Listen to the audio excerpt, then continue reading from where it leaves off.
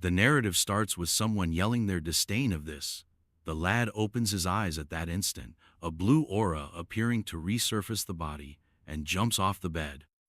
Clearly gasping, you could immediately picture what happened. He's wondering why his body feels warm once again, and whether he hadn't passed death. Besides that, his hand lacked calluses as if it were 10 years ago. He glances about at this point and finds he is in the university dorm. He immediately grabs the pillow, picks up his phone, and finds a girl dancing. He opens the bed and sees his face is scar-free. You are aware of what happened already. Oh, sure, the bastard reincarnated. He recalls what happened when he became Dragon City's 10th war god just before the end of the earth. 2 more war gods from the neutral field extended an invitation for celebration. But in the middle of the chat, a high-level zombie burst in. He was struck from behind in the moment he was battling the demon, and the 2 Dan war gods assisted in its killing. Then a girl asks Lindsay whether he enjoyed the present she sent from her family. Ground-based, he probes her presence. Why is she here? It was then he discovered the Lee family had a contract with devils. He was always glad to have the cutest student in the school at his side. Yu Jing was also. He was unaware, though, that she was merely accompanying him following Lee family directions from the young master. They finished him off when he started growing too strong. They exploited him as much as they could. This came following his assistance in making the Lai family among Dragon City's 3 most prominent ones. Now he is, nonetheless, back in the present. With his fighting capability, he could have quickly eliminated the Lai family. Still, he never dreamed he would be betrayed in such manner. Now, though, he is back at the period she was still his girlfriend. Then, on his phone, he gets a message. She won't be able to celebrate his birthday with him, according to Yu Jing, since she is going to provide some lessons to youngsters. Poor Lindsay already knows, nevertheless, that at this period she was merely imparting Lee family's touch-based lessons. He got an unforgettable video gift on that day. Man, our lad seems to have been a great cuckold. He replies it's okay, but he misses her, so first he wants to see her in the shed behind the school. She claims she will go since it is his birthday, but it must be brief. Because of things his father did long ago, he knows the man she is associated with, Li Hao, seems to want retribution against him. That day in the past, he had scheduled many activities to honor Yu Jing. He received, nevertheless, a video that made him look bad. Now, though, the rascal is reincarnated and will not let that tragedy again. Everyone is wondering outside why the sky turned red. Clearly, nobody thought the end was approaching. But Lindsay is aware that the people there hardly would survive, and that the beginning of it would start at 7 in the evening. Then he walks to the shed of the institution. He opens the door violently. Sitting on a chair at the rear of the room is Yu Jing. She says he needs to be fast since she has to teach the children. He already removed the blade from his sleeve and advises not to rush since he is going to provide a little gift right now.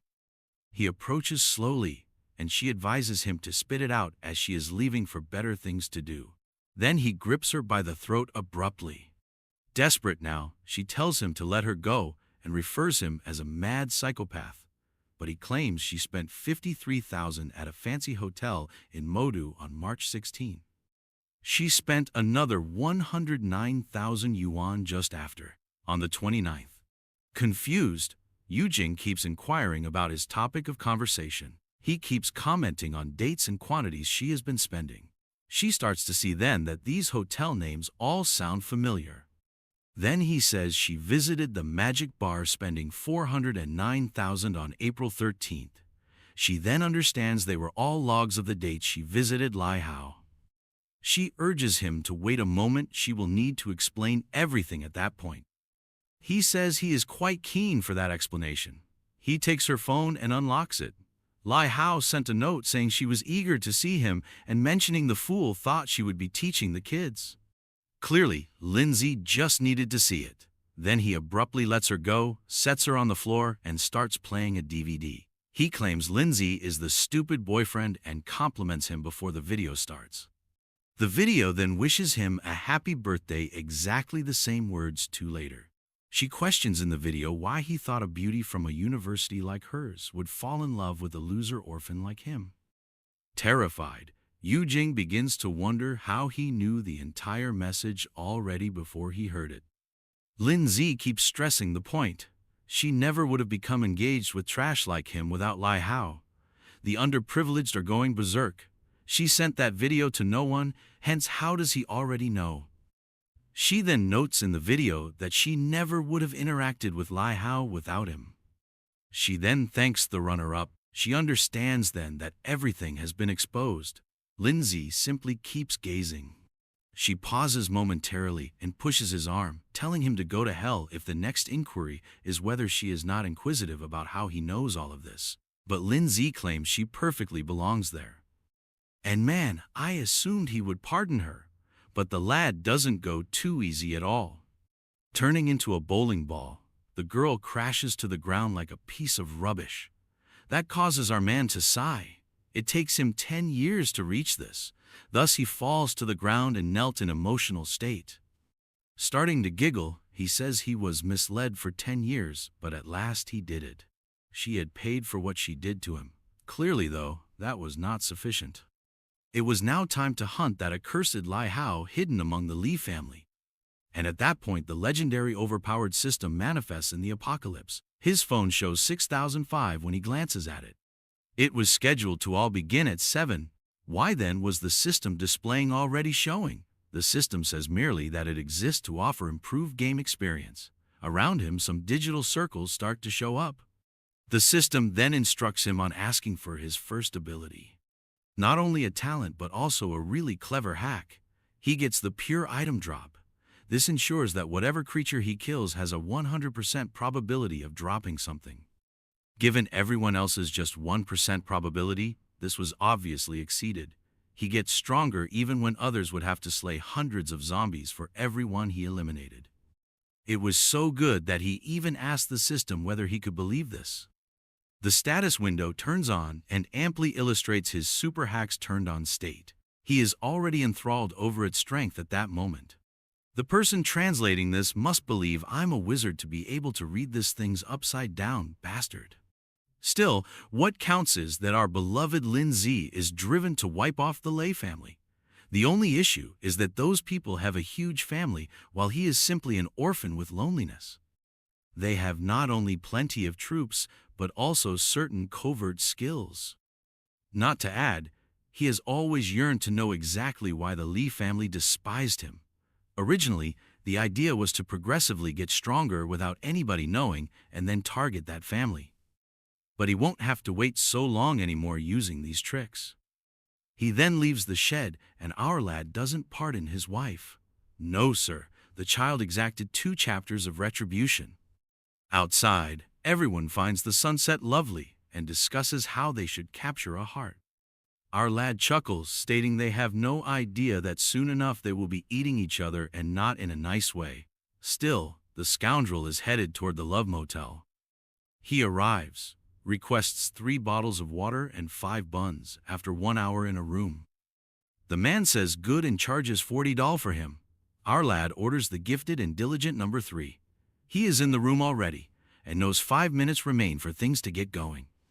He recalls that this number 3 became a lucky in his former life. He finished her off and so started to change. This is obviously the ideal choice, so he will repeat it, particularly given the talent of the system. Number 3 wants to enter for the service. Someone at the door reports.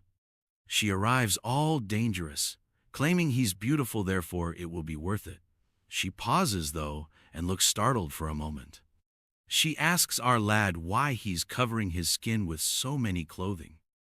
She asks what he's waiting for. She isn't a tourist, but yet wants to see the mountains.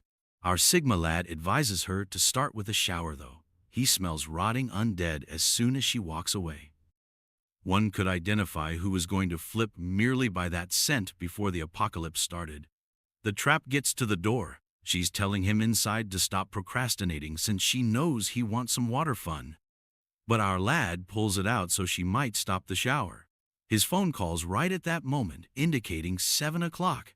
In the same second, her body starts to get sick. Her students widen and she begins to get green skin. Already, she makes those iconic zombie noises.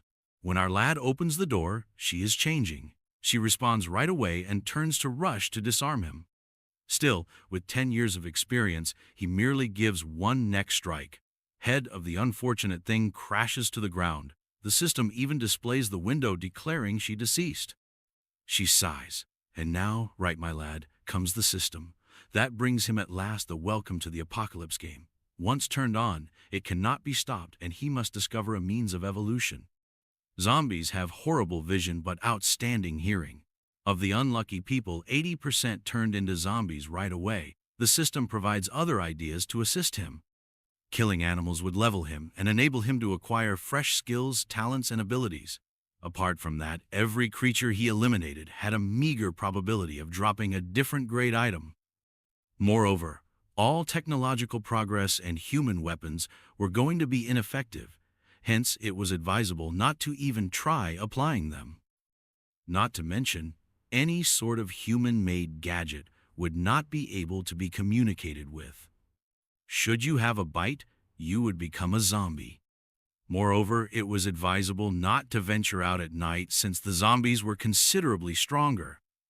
According to the system, they will most likely only chat once every 7 days and that it is sufficient tips. The last advice the system offers is that, for now, the zombies are all somewhat weak. Hence, it was wise for him to utilize this moment to develop extensively. Finally, the system advises him to enjoy the game and best wishes him luck. A window opens for him to enter a name then. Our darling Lin Z chooses to go by GIE. It has to have something to do with what the person said venge. He is hence praised for slaying a zombie and gets 1 experience point and 1 gold coin. Man, wasn't that meant to be the zone boss? Apart from that, he gains the first blood accomplishment since he was the first player to kill a zombie. He lacked any of these worldwide successes in his former life. But in this one, he already owns the first. The system declared to everybody that GIE was the first person to kill a zombie and get the accolade worldwide. Jiao, a blonde girl, is startled that she hasn't even completed reading the letter and that people are already killing. Another man called Gaoji adds it's absurd someone is faster than him. One can develop strength, intellect, body, and agility with this approach. The base stats really excite him since he already understands it must be related to that success. Apart from that, the prestige stat is utilized to enable future purchases of diverse goods and greater discounts. And the first talent also deals double damage every day from his first attack following midnight. Having gone through all this system documentation, he chooses to investigate the loot. From the first zombie, he acquired a meditation necklace providing 10% more recovery and 1% more mind. His eyes brighten when seeing the 100% drop actually works. The hack seems to be apart from the system since it alerts him to be cautious so the actual system doesn't learn he has it. Seeing the necklace, though, he realizes he must temporarily become as strong as feasible. Also, this facility is the ideal starting point for cleanup. Then he starts down the hall. He finds something interesting. One of the rooms has a racket arriving from there. He walks slowly, turns the handle, and inside discovers a changed man. This is clearly a zombie of a guy that visited the gym, thus it is rather stronger. Still, for him it is quite weak. He avoids the first strike, ducks under the second, and finishes it squarely in the throat on the third. Still, the beast tries to charge him even after being struck, and the man catches its face. Still, he avoids with a rapid spin. The second zombie was dead with that.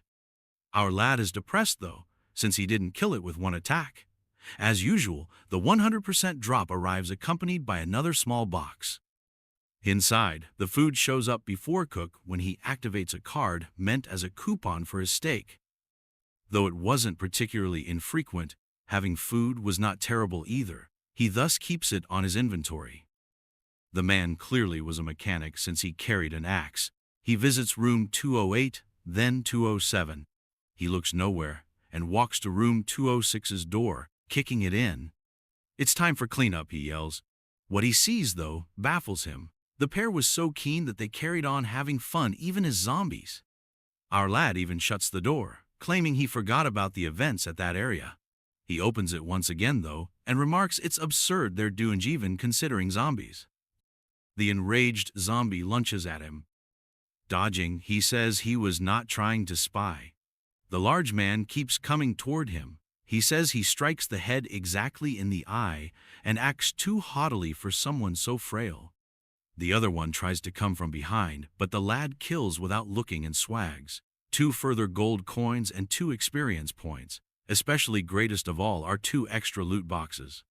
The rascal now understands that this indeed works. 100 zombies in his prior life equaled a glass of water, while in this one nothing is better than having luck on your side. He gets 2 cards that turn on a talent, enabling him to sense motions within 10 meters. He makes use of it immediately since he is surrounded with rooms. Then someone ascends the 2nd floor, complaining that the scoundrel is generating excessive noise.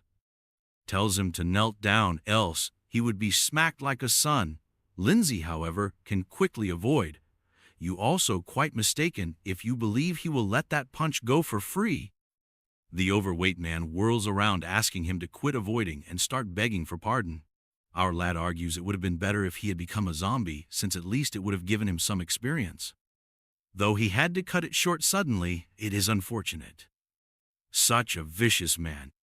He gives the corridor crimson paint. And the guy's frailty was the cause of this tragedy. He begins to visit different rooms, knock on doors, ask to be let in. Naturally, nobody opens. He then visits another and reports the package arrived. Still, none of that is working. He hears a repulsive sound as he gets near one door, and he becomes thrilled, claiming there is a zombie in there. He finds a large man already changed inside when Shoulder barges the door open. He aims for a strike, but this one is nimble enough to avoid. The zombie dashes to try to scratch at him. Making use of his ground position, he executes a capoeira maneuver. Rising the arms of the undead, he slices its throat. That brings another down. As usual, he obtains another thing. This time he had obtained liquor. He therefore kept searching the rooms. He eventually discovered one for himself, as it would not be wise to go out late. He removed his jacket. Who would have guessed our lad is totally leveled up? The algorithm advised him he required 6 more experience points to advance to level 3. He missed the opportunity to level up as, when he looked at his phone, he saw 8 o'clock approaching and the zombies would evolve. Understanding the risk involved in surviving the night without that, he hurried outside searching for 6 more zombies. He came upon a note from girl number 3 in the shed that will fix the issues. Should a number 3 exist and he already have another dead under his belt, there is one more.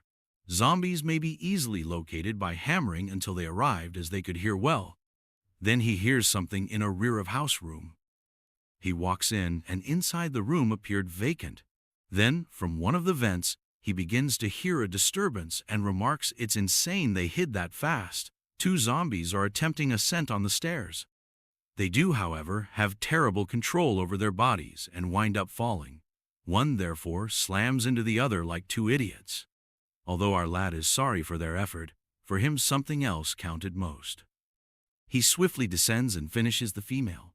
Another one approaches from behind at that same instant, but he turns and ends another one effortlessly.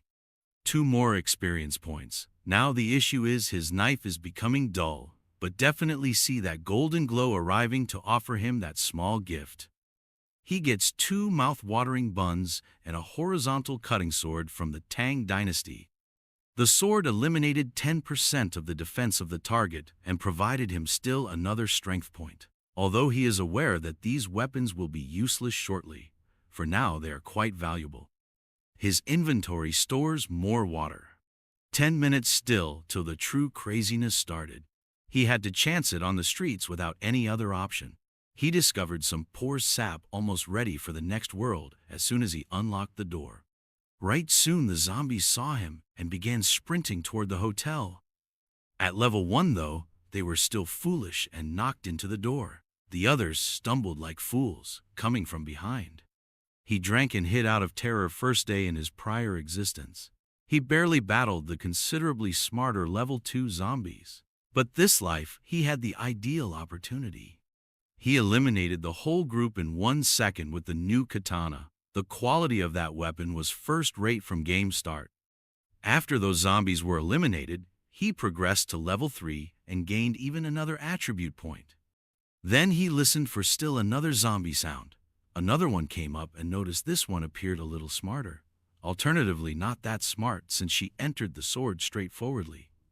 Still, she dropped a skill book and it was well worth it. Then his alert started to ring. 8 p.m. had something arriving. He sensed something in the same second and back off right away. The entrance of the hotel exploded. It was yet another level 1 zombie, but today influenced by the night's power.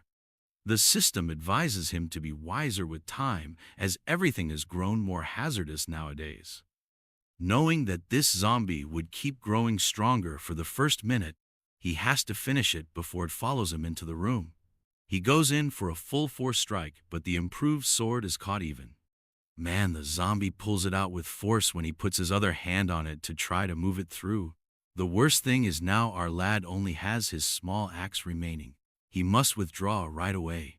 He tosses it like a boomerang since he is not insane enough to approach near. Man, it gets stuck exactly in the damn thing. The beast moves closer to grab the katana while still preoccupied. He cuts rapidly, pulling it out.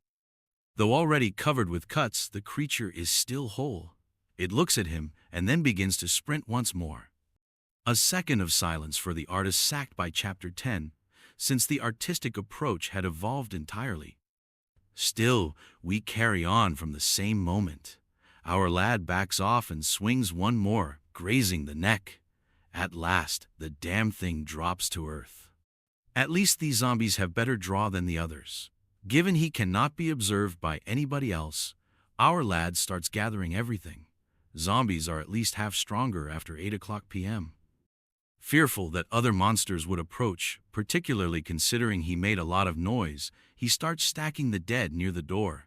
Hence, there is a good probability others will arrive. He sets some kind of sentry, which will turn red as soon as a monster shows up. He may so at last unwind and chooses to have a bath. The 4 boxes he had gotten should be open now. A night ring, a mineral water bottle, and 2 eyes of approbation. Given how severely he starved in his former life, he cannot adjust to this one of luxury. Particularly the night ring, which lowers his presence by 30% and raises agility by 1. At last, it was time to review the skills that book would provide. The system congratulates him and tells him that everyone has limitless abilities in this planet. But the reason for that is, as one of these books is quite rare. Usually, those between levels 10 and 80 get 3 skills. The worst thing is that many of these abilities hardly fit the people who acquire them. The guy known as the God of Skills had 25 after 10 years of battling in the prior world. He had developed 10 skills in his last hours and exceeded 99% of individuals in strength. Still, the most crucial aspect of all this is the quality of your acquired skills. Lindsay then got what follows next. Boomerang/technique is quite good. He can basically toss his weapon and deal 120% damage. He is eager since damage-dealing skills are always the best ones, though for now it has a high cooldown that will drop as his mental attribute develops. The system probes if he would like to pick up the ability. He obviously takes right away and chooses to test his ability, but his stomach growls right as he stands up. Eating something first is more wise. Fortunately, his stock is somewhat varied. Saying this cuisine tastes like something from a 5-star restaurant he eats. Look at the lad sorting everything. The table is really tidy. Looking at the moon, he understands he will have to change his approach in this life, or else he will fail once more. He opens the system and reaches for a pen. On a piece of paper, he notes Warrior and Magister. The classes differ in that the points move to different statues as you level up.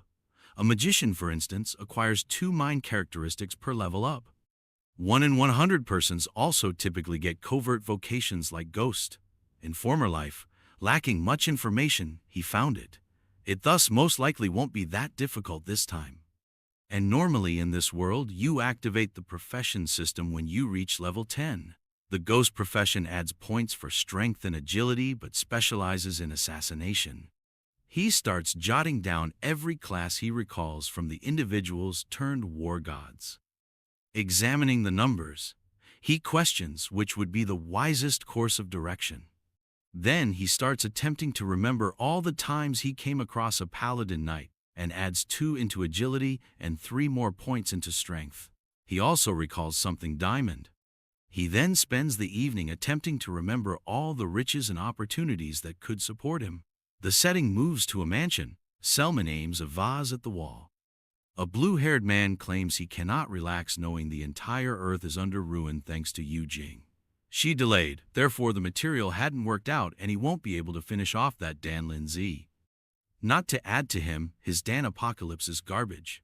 Making so much noise could draw zombies, hence the butler orders him to cool off.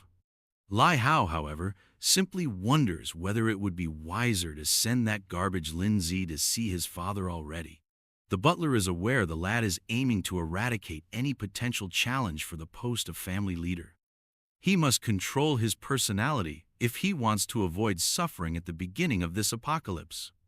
Lai Hao then inquires as to if his father's mercenaries' crew is missing him. They can meet those jerks once they reach Imadu, a metropolitan area. Later on, he would discover that damned Yu Jing, even if she is dead, and bring her body to cause Dan Lin Z suffering. The butler replies since the mercenaries were taught to follow him, all of it would be feasible.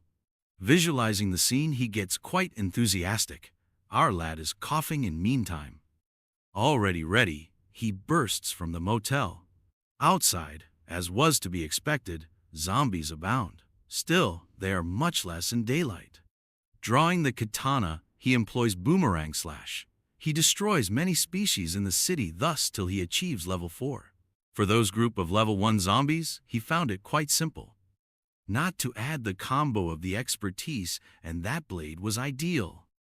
The only issue is always the high cooldown, which is wasting a lot of time. Then he chooses it is time to execute the most crucial action, obviously opening every box he had acquired.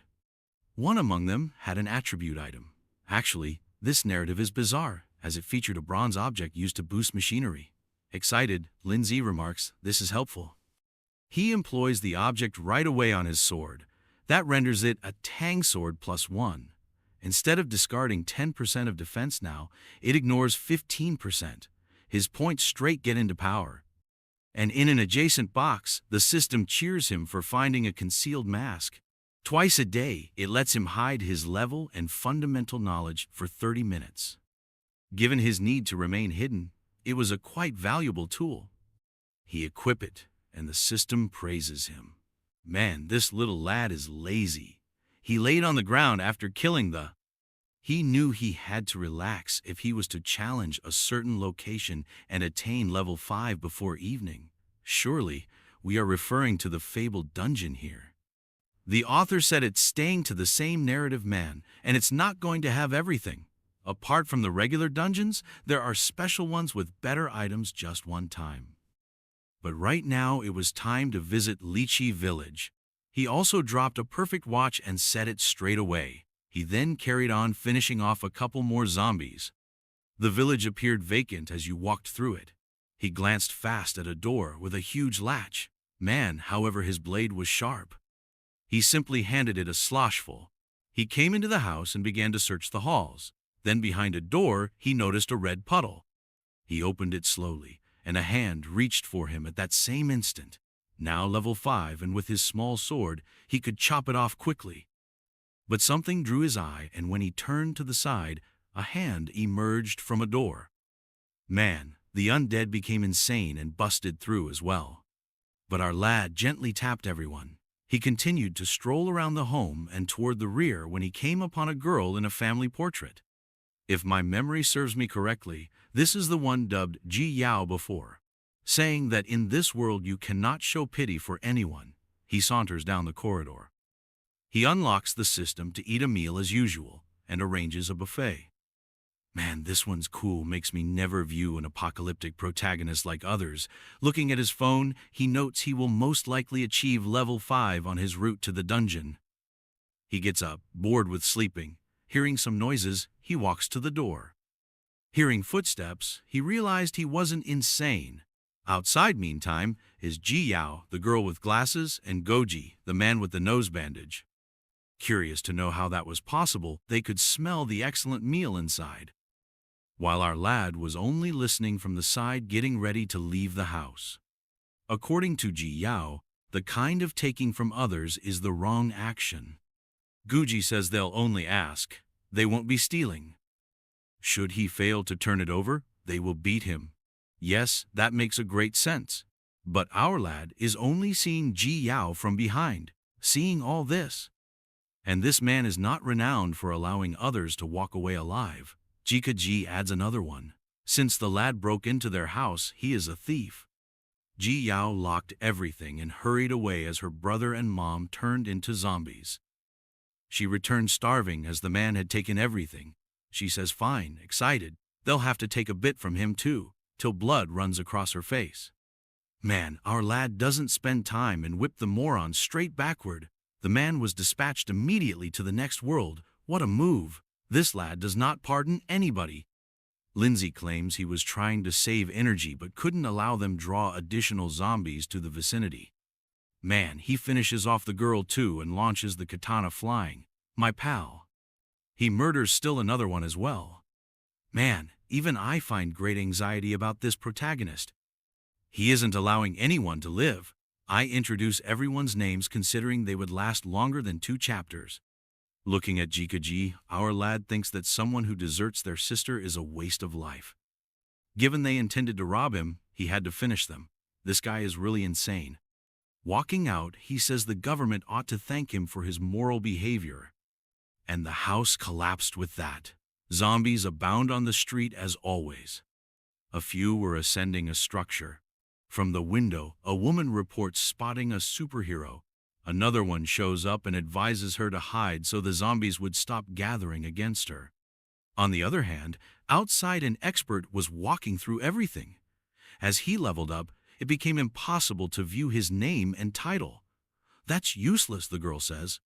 They should yell, asking that man to save them. I don't know your friend. Don't call this person if I could offer a tip. More dangerous than anybody is him. However, the husband claims that something seems strange if he is hiding his data. Our lad suddenly gets some hearts and some small dance on his phone. And crying out her older brother, a girl emerges from the top floor, obviously helping in return for being saved.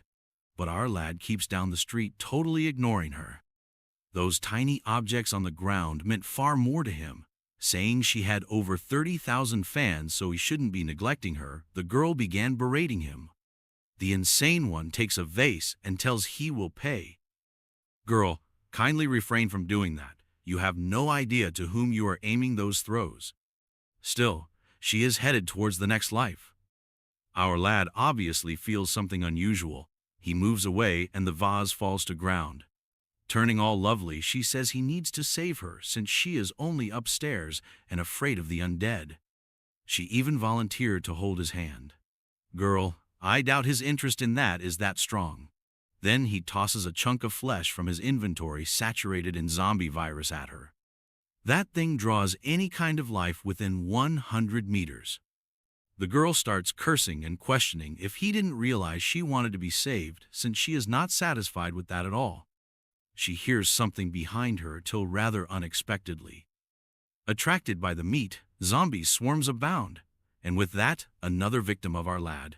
In thick of the cataclysm, the crazy girl was even live streaming on TikTok. We will soon need a fresh protagonist to overthrow this one.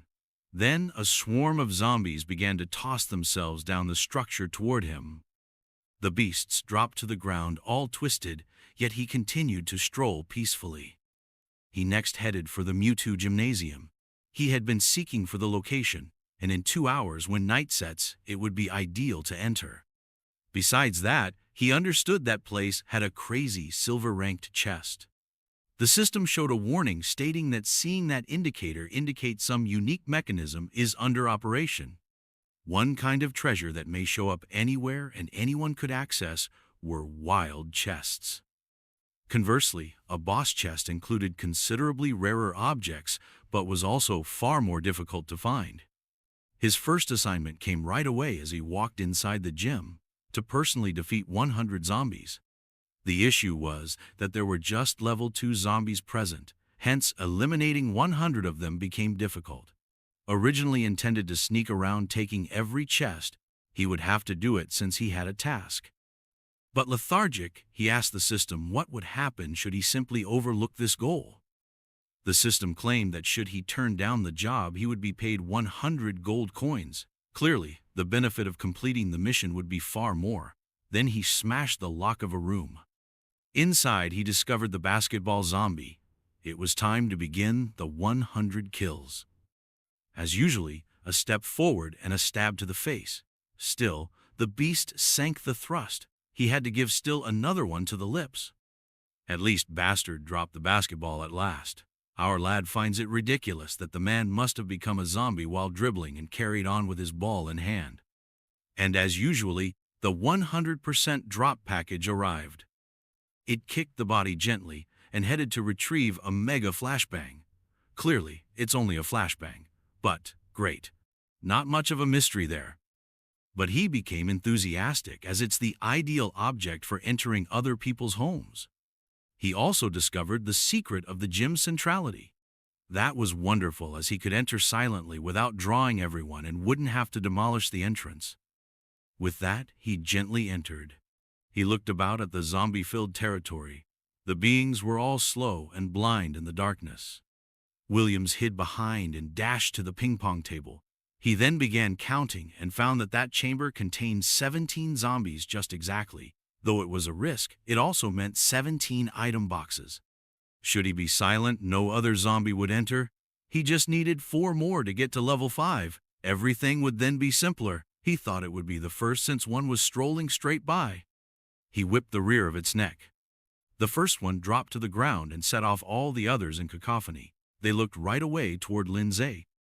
The throng was now running for the lad, but the scoundrel chillingly was under the ping-pong table. They approached closer, and he whippled 3 of them in the legs.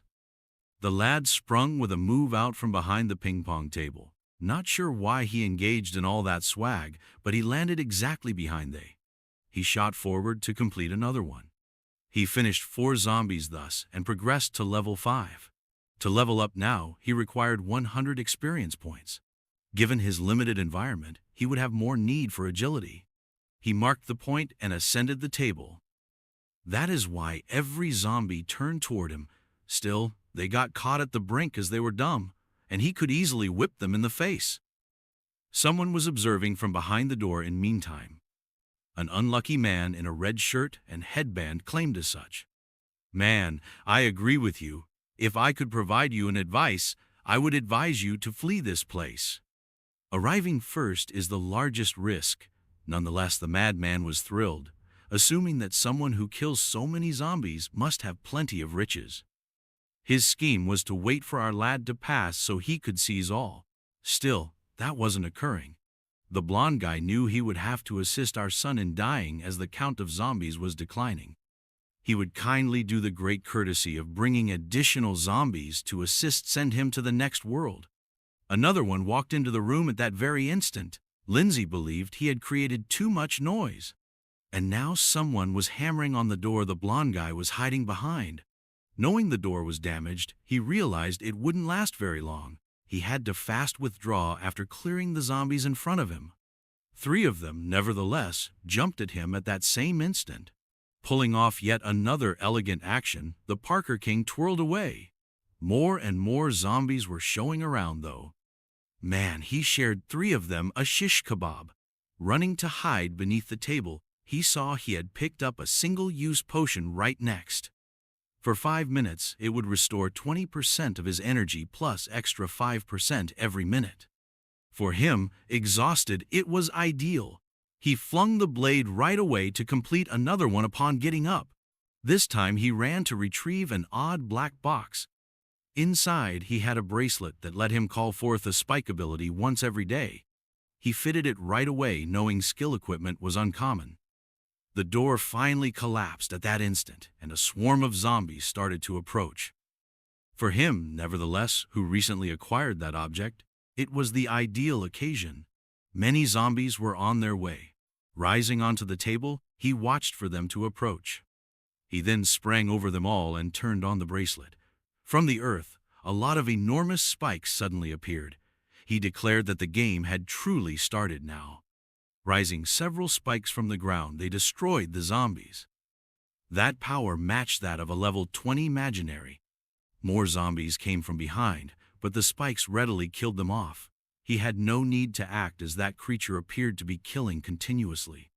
He gained experience and a lot of stuff. The ability entered cooldown. The system indicated it would take 24 hours to utilize it once more, but he could also use mental energy to reinforce it. And as usual, the best time of day to gather every box was in the afternoon. He discovered boots that doubled movement speed for 10 seconds and a Fortnite bazooka that let him throw any object 30 meters away. His attribute count exceeded that of someone who had already unlocked a class. This meant he possessed at least double the status points of most persons at this rate. Still another wave of undead began to arrive. He inserted that piece of meat saturated in zombie virus into the bazooka, fired it, and it attracted all the creature's attention. They walked to the room's corner, and he turned on the boot's ability, readily separating the fools behind. A little later, tired, he was seated on the stairs. He understood how dangerous this area would get. There was just 1 hour left until 8 p.m. First, this sluggish madman had to locate somewhere to relax. He continued to go down the hallways with his received master key. He questioned why a door was locked from the inside, though, before opening it. Given the closing hour of the gym, he knew this was its infirmary and shouldn't have been shut. Opening it, he hoped he wouldn't come across another morons desiring to kill him. He slowly made his way into the room, and right away he found a blade to his neck, accompanied by someone wondering why he possessed the key to that area. But our lad just grabbed the arm and compressed the wrist. The blonde guy dropped the knife with that, and our boy said he messed with the wrong person. I retreated, and he wrenched the man's arm. Instead of finishing him immediately then, as I had assumed, he slipped a towel into his lips. Opening his inventory, he got a drape, covered the window, and instructed them to switch on the lights. Suddenly, a nurse showed there, claiming that turning on the lights would draw a lot of zombies. He gave her no options, hence another person in the rear of the room ended up turning them on. If I were to gamble, just the tights girl would survive. The blonde man had wanted to pilfers the riches, and knew our lad was the one slaying a lot of zombies. Lindsay also advised him to cease flaunting his arrogance while he was so frail. Get closer, buddy blonde. You are moving into your future life, I believe. Our lad claimed he hates those who carry resentment and slashes the man's neck. The medical staff were all terrified, and the child had apparently lost her tights out of nowhere. Then our lad drew a knife from the guy's sleeve, declared he had been getting ready to kill him, and advised them not to panic. He's a decent man. Everyone concurred, naturally stating, sure, he is a really wonderful person. Actually, though, they were all terrified right to death. Lindsay said he's a sensible person, hence he wouldn't kill anyone if they did nothing against him. Then somebody moved forward. Would there be another blow and another victim? The girl pulled her tights back on, stepped forward, and claimed everyone saw the lad deserved it. When she asked the others, all agreed of course, he deserved it. Lindsay grinned and said it was encouraging to find everyone agreed with him. He came to see he was far more exhausted than he had been in the AM. Wanting to relax, he urged everyone to tidy the room since he was a lazy person. Obviously, nobody was going to rebel against the lad. He buried the blonde man he had wrapped in the earth. Our lad claimed to have seen the Queen of the Tights somewhere else before. Her name was Jang Yeksu. She still had level 0. He seemed to know the name when he heard it. She had already acquired a renowned career known as the God Doctor in past life when he was down and out. All disoriented, he had promised her he would do anything if she could heal his wounds. But she cautioned him the wound on his face involved the soul and cannot be healed. Every time he stumbled, he found her and sought therapy. Her weakness was that, despite her somewhat excellent career, she was little more than a tool for others. She recalls that she became a quite different person than she is now in the future. Perhaps it was fate guiding them back together. Then they heard something from the outside the door. While Lindsay was coolly staring at his watch, everyone armed themselves and watched to see what would show up. Then he drew 3 cards and laid a feast on the table. Man, he began his meal. Clearly, every person in that room was drooling and had been deprived for a day. Yeksu questioned where he obtained the food and whether they might have a little, swallowing hard. Our lad grinned and said it seemed she had stumbled into his trap. She would have to assist him if she wanted a little of that. Everyone continued to be thrilled, but the Queen of the Tights advised her to just let him know what he wanted. She was terrified already, but he asked for precisely what you were thinking. Showing her a paper, he declared he wanted every medication mentioned there. Slightly eager, she inquired whether he truly only wanted that. Yes, he responds, unless she is hoping to provide anything more. She says clearly not and will be collecting everything right now. The 2 men were mechanics, hence he promptly provides them with a list of items he wants produced by tomorrow at 6 a.m. He passes over the supplies they will need and advises them that their production will determine what food they will get. He obviously had to be careful, hence he turned on the alert eye. The man carried a lot of stuff. Still, he had 22 days of experience to reach level 6. He chose to relax as he had 24 hours to finish the task. That brought nightfall. He woke up gently the following day. Clearly not sleeping at all, the others spent the whole night creating what he had asked for. Saying everyone had done a fantastic job, our lad praised all. The doctor gave the nurse a shoulder pat, practically dead from tiredness. Now they would gather to fight. He would hand a card to every one of them. Yexi jumped with excitement. She already prepared an escape route since she assumed he would kill everyone when they finished. He apparently lacked the cruelty she had envisioned. I regret to inform you, girl, he is really worse than you would have guessed. She then asked how to utilize the card, and he came to see that nobody truly knew what to do in this planet yet. As a thank you for all she accomplished in the past life, he chose to assist her somewhat more. He showed her the system and explained that one could use the card to create appearance by means of options. She became all thrilled when she observed that. Everyone thus turned on their cards and started to feast. Observing her still lost state, he made the decision to offer some advice just in case she would prove helpful down road. He advised everyone to leave the location after noon. This is so because by then he would have slain every zombie. He reminded them to not overlook the time. Yexi advised them to be cautious since many zombies were visible outdoors. She should, he advised, worry a bit more about herself. Indeed, when he emerged outside, there was a swarm of zombies just next him. Still, he was ready after a whole night of sleep. He hit the first zombie, a fishing rod with beauty. In an attempt to draw as few zombies as possible, he did not let the body ground down. He then got to work tidying the passageway. Not long after he was approaching the door. Opening the list, he questioned how the zombies were accomplishing this while dead. But it turned and started sprinting as soon as our lad walked in. But it collapsed on the ground like an idiot with its jeans down. Lindsay closed off another one. You have to be careful as gym attendees have highly trained bodies. It was therefore typical for them to be also stronger. He next noticed the women's toilet.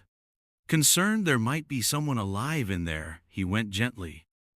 And he turned back to reality, believing the world was about to collapse and that it made no difference whether he liked the women's toilet or not now. He began entering gradually. Originally empty, he started looking at every stall. He heard 2 monsters till in one. He discovered when he opened it that the love had persisted long after death. Although it was regrettable, he had to sever that relationship. They sensed the attack but missed readily. Once more they stumbled over a bottle that lay on the ground. That helped him to finish another 2. This man is not completely correct in the head. He began even photographing the couple. He appeared to know them oddly. They apparently always hunted together and have a kind of synergy that made them invincible in previous life. It was unfortunate though, since this time they passed on the 3rd day without any activity. Time to check the loot box. As usual, he could mix 2 objects with a fusion card to produce a new one. maybe even moving up to silver tier. Then he turned around and observed an odd light emanating from one of the booths. Approaching it, he spotted a chest hovering above a pentagram. He would have to stay there for 30 seconds to unlock that crazy chest. He waited for a little, and a green apple showed up. He began to pray for something sort of strength or agility tool. He looked over the description, and the item improved his physique stat by 2 attribute points basically related to health. Though at least it wasn't so horrible, he would have favored agility. He cleaned the apple and ate it straight away. Thrilled he is eating far better in this life than in the past. Thinking this facility was providing him with plenty of excellent stuff, he left the bathroom. Outside, he came across again another throng. Man, this time he truly observed the whole assembly. He turned to a corner to prevent drawing all the zombies at once. He whippled 2 of them in the neck as soon as they came near. 2 more arrived and dropped 2. Man, this child is reigning with these entities. He is using all the resources he comes upon with strength. It offered a 10% chance to scare someone for 1 second, freezing their motions. The system then described what each equipment slot could include and displayed all of them. He put the lion bracelet on right away. He started strolling across the gym slowly, leisurely sipping a juice. He then entered a room full with zombies or perhaps dead doctors. I'm not clear. Drawing on the injuries and the manner the catastrophe was started, he concludes it could only be a zombie boss. Usually eating on humans, this kind of beast is far stronger than others of the same level. It even consumes other zombies in the absence of humans. It is simpler for a creature to turn into a zombie the stronger it is. I thus have 1 trillion mosquitoes. One becomes a zombie just once. Typically 2 mutant animals pursue undead. He then finds something. Given the several cuts on the body, it appeared like a zombie cat had done. Since they possessed quite keen senses, this was always one of the kinds he detested most. That thing most likely already knew about him if it existed, so maybe he had walked into a trap. He concentrates, seeking for any approaching object. That's when he seems to get alerted. The second he opens his eyes and the cat almost grabs him, he hardly avoids and launches his boomerang sword. That was not simply a mutant animal, but also a boss. The creature could create deceptive pictures and had amazing agility, so mitigating damage by half. Lindsay realized that the large list of qualities for this object would also provide a decent incentive. He had 10 years of expertise battling such monsters, even though it was a challenging species. Finding the undead cat, the hack system assigned him the task of killing it. The project underlined the ungrateful zombie kitty. That is so because the gym helped countless city animals be rescued. One of them turned, though, and began a murdering frenzy as the apocalypse commenced. The job would provide him the same degree of experience as slaying 100 level 1 zombies. Man, the actual system started to work. Then the hack system turned on the task, increasing the incentive. He would now gain 300 XP rather than 100. He has 24 hours to finish it too. He began to find it peculiar that this system was so giving. He recalled that the system was rife with lies in earlier life. Things would always seem simple, but he arrived to find an unbeatable being. A 1% item drop chance first seemed not so unreasonable, but everyone saw the benefits weren't sufficient when the people started organizing groups. On the other hand, he was performing quite well for comparison to usual. Obviously, he embraced it. He had 24 hours to murder this lazy, unappreciative cat which was gently licking its paw. Knowing this animal was a counterattack specialist, he couldn't simply charge in. He thus sat down, took out his phone, and began reading a manhwa. The cat lost its cool, got to its feet, and leaped at him when he laughed. Lindsay also got up and leaped back simultaneously to evade the onslaught. The cat withdrew as he turned his phone into a katana. Then, though, it returned to him. He avoided once more and opened a path to strike its rear. The cat grinned, stating he never expected it already knew his moves even if he was brilliant. It avoided once again, but our lad managed to cut its claws. The cat declared right away it wouldn't pardon him for mistreating it in that manner. But our lad only claimed that it couldn't win without claws. The cat suddenly turned on an eye ability. Our lad understood it would lead him into an illusion. He discovered himself in another universe with a gigantic cat sporting limbs on its face. For him, who had lived 10 years in an apocalypse, this was nothing though. The cat couldn't understand why the lad wasn't terrified. Our lad broke the illusion with his eye-cutting. The beast sought to run at that instant. He wasn't going to let it escape, of course, though. The boss was dispatched when he flung his boomerang sword, whipping it in the neck. He immediately finished the task, picked up a lot of experience, leveled up, and even got an accolade. Receiving announcements constantly, everyone in the city was trying to identify this individual. Although she doesn't know who this insane man is, the author finds it interesting when a girl tells she wants to marry him.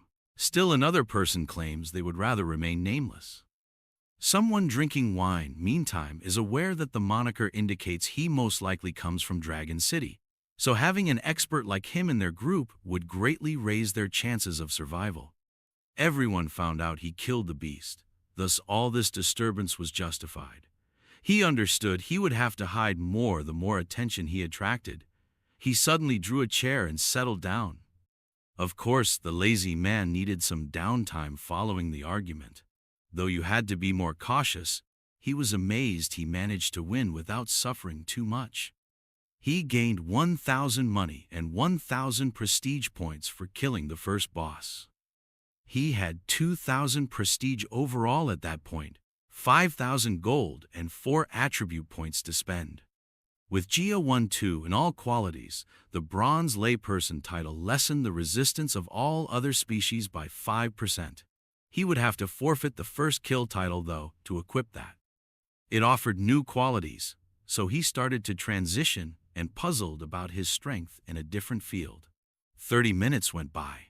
So lethargic was the lad that he rested before claiming the chest. Inside it, he discovered a zombie kitten horn. Blowing let him call a zombie cat to assist him for 30 minutes every 48 hours. The cat would have 60% of his protagonist's power, hence everything it killed would count for him. The kitty wouldn't have the 100% drop rate, hence that was the sole drawback. For him, though, who was strolling alone, having a friend to divert the animals would be great. He was aware, of course, that one might create useful objects from the claws, eyeballs, skin, and everything else from that cat. He threw the corpse into his inventory. Remembering that the silver chest was in the warehouse, he headed there a time later. He was appalled when he opened it, though. It was littered with skulls and some eyes dropped on the ground. The undead cat seemed to be the one having done all that. One could only find a beast gathering everyone's eyes in the apocalypse. He began searching for more riches, as he understood this tiny hobby like to hoard would cause interest. He questioned if the dumbbell he seen on a treadmill belonged to the cat. Apart from incredible invention, the room lacked much else. One last thing to investigate was under the white sheet, and to nobody's astonishment, there was the silver chest meant for that room nevertheless. He found it and earned 20 prestige points. Opening would take 60 seconds. They always managed to open it on time, hence I'm not sure why they set a timer on it. Within, he discovered a skill book and a white coat. The book gave him double/capability, which sent off an explosion using 70% of his characteristics. The challenging aspect was you had to land both hits, but he was sure of it. He picked the ability right away. Out of the 5 he could have equipped, Ina had 2. Additionally, he got the white-winged cloak, which let him glide once every 20 minutes.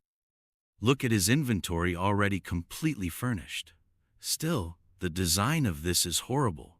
That resembles a partially plucked chicken. According to him, the aim was to kill Lai Hao and leave the rest of the family alone. But given you could send everyone to damnation, why do that? Indeed, pal, this lad is not exactly a good guy. Now the sole thing left in that location was to finish slaying 100 monsters. He closed the door of a room he entered. When he banged on the wood, every zombie turned toward him. Saying he was eager to see it tested, he turned on the chicken shroud effect. He leaped in front of the zombies, and the lad launched off.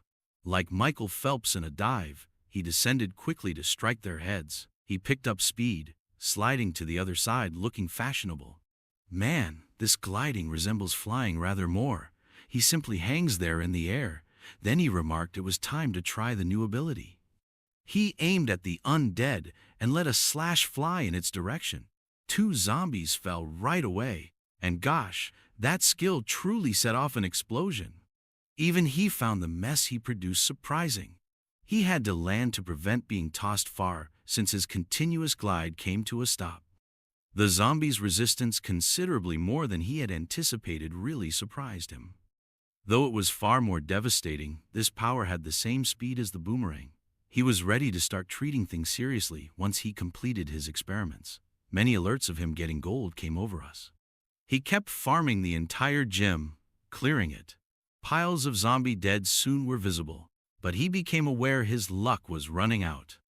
The poor man was so lethargic that he chose to pick up the boxes once everything was finished. He was just gathering resources. He sat down in a chair even to collect the benefits of the system. He was getting fresh tools and a hack. He first sought for the tools to save the greatest for last. The system started advertising the creation of a bronze-ranked item. He received a blood absorption ring, which changed 5% of the damage he caused into life restored. He soon understood he would be essentially eternal now, versus low-level organisms. Man, fairly soon, with all the rings this lad is arming, he will be an e-boy. Strange thing is, he doesn't show any bands on his fingers. He merely sports that outrageous chicken robe. Then he told the system it was time to obtain the hack since he wanted to see something decent. Naturally, it would be the renowned hook. Still, we will learn in the following chapter only. His surprise at finding the ideal hack for him basically, it was an auto-collect hack picking up anything the monsters dropped. He already understood that all he had to do going forward was kill. Everything would come to him. Lazy psychopaths would find this ideal. People seeing him murdering animals scared him as he always gathered a lot of boxes and would be noticed. He then inquired of the system about the meaning of his hack being at level 1. The system clarified that the level would rise should he possess the same talent going forward. Still, he was more eager to have something unusual the following time. Examining the heap of dead zombies, he made the decision to test something. All the cards followed automatically as he moved among the dead. And the hack was so excellent, they even set his inventory for him. It was ideal now for anyone with ADHD. All nice and orderly side by side. It was then he understood he had been in this location much too long. He had to go start his retribution to the Lee family's hamlet. The setting changed to the Lai estate. While everyone else was suffering in the apocalypse, Lai Ho was lunging on the couch, content as could be. Rising, he slapped the first person he came upon and demanded to know where those 2 morons had disappeared to and why they hadn't yet arrived. The butler clarified that the 2 guards scheduled for him would be delayed since they had come upon a swarm of animals at the campus. Those nasty undead had infuriated Lai Ho since they had destroyed all of his preparations. Even more given he killed one of those zombies and lacked experience. He asked the bodyguards to leave several almost dead zombies so he could strike the last blow, but he was unsure why he got such low XP. They then heard something nearby. At the door someone had showed up. Thank you to the forgetful artist who, after 30 chapters, abruptly changed the child's blue hair to blonde. Rising before him, he asked Rong whether she had located the damned girl and orphan. Rong said the female was discovered, but the lad had vanished already. He wanted to punish her for hiding, hence the blonde advised him to bring her in. Rong, however, dropped the bag on the ground and claimed she was inside and already dead. The blonde's expression turned scared right away. Rong clarified that they discovered her dead in the warehouse behind the school close to it and alongside Man's bloody clothes. She seemed to have been tormented in all the most agonizing locations before she passed death, he also observed. Rong was ready to go into further depth when Lai Hao bolted off requesting a bucket. At that time, Rong noted that whomever did this most likely despised the girl a lot, and mentioned that someone else might come after Lai Hao as well. Lai Hao rejected the proposal, stating she was the most beautiful female on college, so it cannot happen. Then he recalled that Lindsay was most likely the one who despised her the most for all she accomplished. Being an orphan without anyone's assistance, Lindsay was not at all strong, though. They still hadn't revealed the major surprise, hence Lindsay couldn't know she had been betraying him. Rong inquired as to whether this Lindsay was Lin Jian's son. Lai Hao answered yes. Rong responded that Lindsay had someone quite talented assisting him regardless of strength or not. Perhaps the 100 bodyguards they dispatched would not be sufficient. Given Rong ranked among Dragon City's top 10 strongest, Lai Hao questioned how that could be possible. He gave Rong orders to either bring additional bodyguards or return to training, do whatever it takes to ensure he survived. Rong encouraged him not to fear that he would lose his life to defend him. Man, Rong remarked he would die for this child. Obviously, he does not enjoy living. Zombies were dropping one after another in the forest meantime. Our lad already attained level 8. He found it amazing how fast he was leveling without even visiting a dungeon. Now he was standing right next to Lai Hao's residence, ready to pay the bastard the debt. Troops were roving the estate everywhere. Our lad disappeared deftly into a tree. Rising down, he crossed the grass and pressed his secret lever. With that, a section few knew about became available. They had little chance against someone who knew everything, even with so many guards around this building. He saw hiding as he neared the house. He identified the gang fast as belonging to the Mercenaries Guild. This was the group Lai Hao most trusted in his former life, and the one he detested most. He had been observing this family for a considerable period, so it's unfortunate. He had not noticed any flaws thus far. The troops appeared to be well organized. Then something drew his eye, though. He understood Man as the notorious Rongjiang. This guy became a war god in his prior life and constantly led the mercenaries. Lai Hao finally gave this guy instructions to find him. Many times he found himself encircled. Rong was among the worst foes he encountered. But he had fled Rong so many times that the man even became known as the Disgraced. Their meeting again like this was most likely fate. Rong felt something at that very instant. He turned around, and our lad hardly could conceal. Although it was perilous, if someone so important to their family passed early on, it would be ideal. He donned the mask covering his presence, and the guards passed just by him at that same moment. I understood the device helped mask his presence, but darn, that guy was standing right there, and nobody noticed him. Our lad felt nervous not to seize this chance. Rong stayed vigilant nonetheless, wondering why he felt someone was observing him. Thinking he had to kill whoever was close by, he advised the others to boost security around the premises. Time went by and midnight already. Lai Hao claimed it was absurd to consider someone was out there on the living room sofa. Though Rong advised caution as he was sure they were being targeted, he was sure there were just zombies outside. Lai Hao lost sleep as he tossed his watch on the ground, berating the man a bastard for dragging so long to kill him. If he was that bored, one of the servants remarked, they could find something for him to occupy. The enthusiastic one questioned Rong if he hadn't caught a zombie today and claimed she had an idea. Rong verified he had, bringing it in for examination, believing it would be helpful in creating new weapons to combat zombies. Lai Hao wanted to play with this one since he observed plenty of zombies outside. Rong knew it would be risky, but he thought it could help the lad somewhat cool up. Apart from the fact that the settlement was populated, Lai Hao claimed he would not take any chances in this game. Telling the man near him to deliver the zombie they had caught, Rong glanced at him. Later on, a powerful zombie arrived under chains and several men were fighting to hold it down. This creature clearly was not at regular level. But Lai Hao moved quickly and gave them instructions to deliver the big cage. 6 girls, all staring at each other, were inside trying to decide what was about to happen.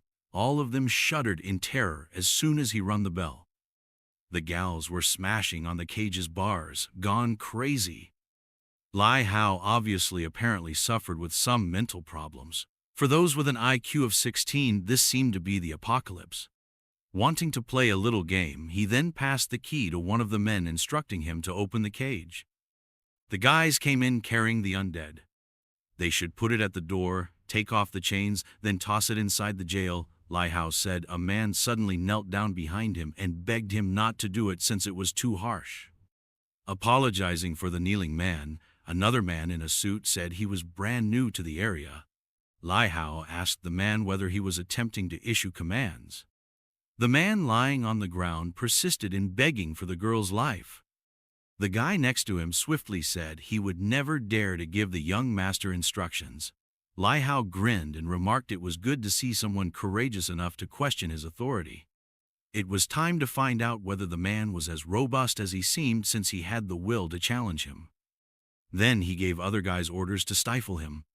The man readily blocked the initial hit as one of them moved forward to give him a frontal blow. Interestedly observing, Lai Hao thought the scene funny. Still on his knees, the man twisted the assailant's arm to cause him pain. Though naturally he intended to take the man's life for embarrassing him, the old man was amazed that this kneeling man was stronger than the bully. To assist him, he summoned 2 additional men over. The younger ones questioned why he was wasting time on this disabled youngster. Punches shot back, and at last the unfortunate man was rendered immobile. He was now getting battered, punches right on his face. The man became a punching bag. Lai Hao gave them instructions not to murder him. Nevertheless, watching these girls all perish would be ideal for him, as he wanted to shield them. Frozen and not moving, the poor girls stood there, and the guys began spewing zombies. Man, they truly intended to toss the beast inside. What a nasty planet we live on. The zombie wasted little time and spent seconds on the neck of the first girl. Outside, the poor man was merely wailing. He seems to have lost the will to life. Lai Hao teased him, stating he should go in and save the girls if he was so strong. The other troops concurred it was a great concept. Still, they felt that even in an apocalypse they shouldn't approach life, as this had gone too far. While the zombie tore across the cage, they pulled the boy's body away. They dumped the lad inside after it was done. The zombie turned toward him at that very instant and rushed in his direction. Saying that today he wouldn't be able to defend her or himself, the lad paused and apologized to his mother. Suddenly, though, he became inspired and declared he wouldn't die since she was waiting for him at home. Rising, the lad aimed a punch on the jaw of the undead. He hauled the zombie across the cage in a bear embrace. It wouldn't be so simple even though he pushed its behind into the bars. The undead answered with a terrible grip. Lai Hao was observing and remarks, "This is the best entertainment I have seen." Following much battle, he collapsed on his knees. Beside him was the zombie, but his body had run empty. He said he ought to have paid her some attention and apologized. Rong watched and said, "It's sad the lad passed away." 2 seconds the guards pitied him. Then they grumbled he had passed too quickly. But he was about to return even if he passed very fast. He woke up that same instant as a zombie. Outside, Lin Zi sensed at last his opportunity. He finished him right away as soon as he saw someone looking like him. He changed into the clothes and walked to the door. He basically said he came to remind him to get back to work after noticing someone napping. 2 males walked up from behind. Our lads said they were being treated like cannon fodder, while one of them mentioned they had been patrolling without sleep for more than a day. The round-headed man then asked Jia whether she seemed a bit shorter than normal. Lin Zi knocked them both out 2 seconds later, leaving them licking the ground. He moved softly across the estate. Nobody present was at high enough level to challenge him. One of them did, however, flare something into the air, and our lad flung a knife to intercept it midway through flight. Although it was unfortunate for these men, he understood exactly how they behaved. The system declared that the route of retaliation had started and that the security had been compromised. The goal was Jia's revenge, and after triggering the user, nobody could escape alive. He had to murder every 269 resident in that town. He would get a bronze equipment piece and another usual level hack. Our lad instantly agreed, stating he now had even more justification for killing Lai Hao. Then the assignment showed up. A retaliation barrier had been triggered. Basically, he could find whoever left this spot for a whole month. This meant that no one would escape, whatsoever they went. hence he became enthusiastic. But more murders began showing up on his screen the moment he agreed on the task. He had to rush to discover what was occurring inside the home. These men seemed to overlook the fact that they had slaughtered all the ladies there for God's benefit, hence no one else was around. Then a voice asked why they weren't interacting with him rather. The voice carried on, leaving everyone bewildered. The man with red hair already understood that the speaker had a far stronger aura than his own. Realizing that whoever this was came to kill him, Lai Hao started to scream right away. Oh boy. Rong's hair had become red while Lai Hao's had reverted to blue. Looks like we will have to launch a fundraiser to get the underprivileged artist some Alzheimer's meds. Red-haired Rong yelled for the individual to show herself while standing in the middle of the room with his buddies. He was perplexed, seeking to identify the guy killing everyone so readily. Though he was supposed to become the reaper of all the souls in that room, the voice declared he was human. Though Rong advised them to cool off, the men were afraid. Each viewing from a different angle, they broke apart. The fabled flashbang then dropped right in the midst of the space. It burst and none could see anything. Our lad gently entered, hands in his pockets like it were a runway. He turned on his spike attack as soon as he arrived, starting to get impaled half of the army. 2 more were deleted by the boomerang slash. Rong didn't know anyone else standing before them. Looking to the side, he saw still another grenade. An explosion came and our lad continued unconcerned. Rong still didn't know what was occurring even as the smoke cleared. All of his allies had already left. Observing a spinning blade murdering everyone, one of the men remarked it must be some sort of witch. Rong inquired about the remaining population and the man said at least 66 brothers with a few more injured. Lai Ho, meantime, was enraged and urged Rong to act quickly to exact retribution by killing the individual who had dashed his plans.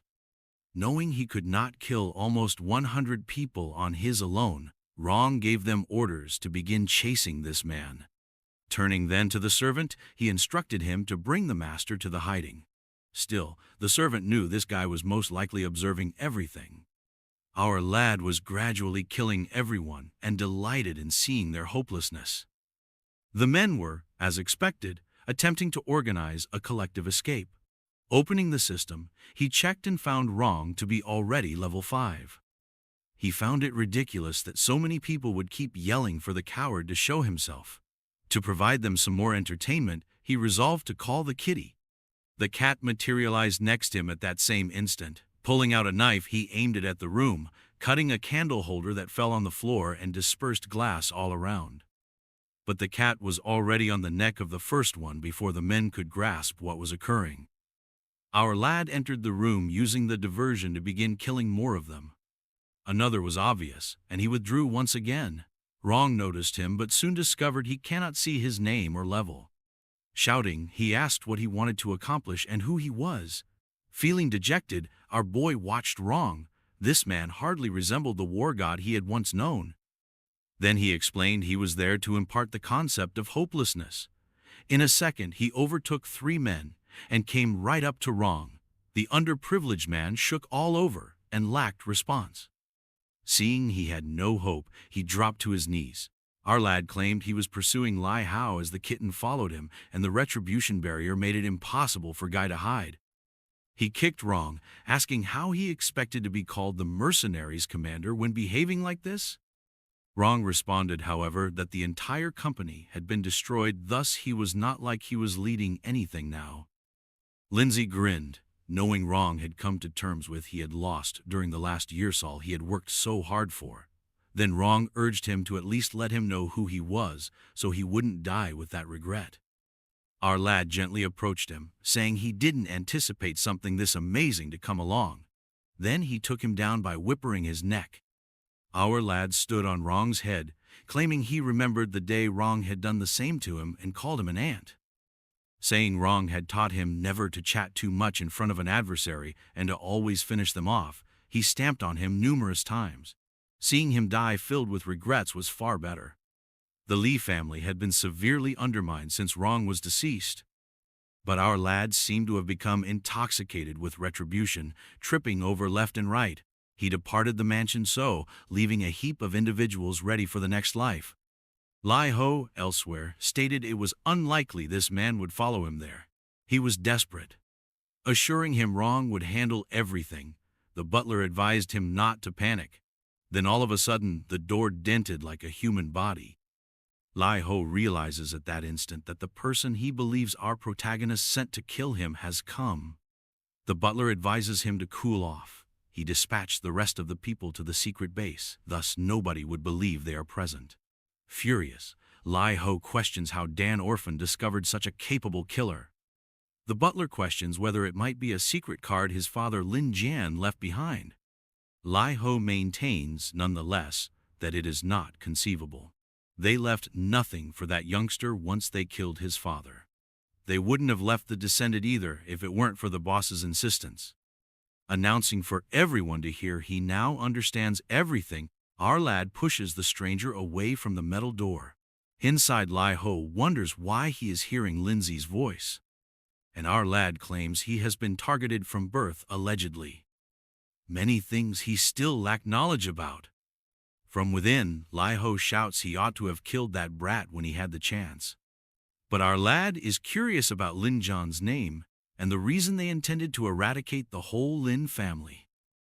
Lai Ho laughs, noting it seems the orphan truly knows nothing about his father. Then Lai Ho admits that his father reported him just before he was scheduled for promotion.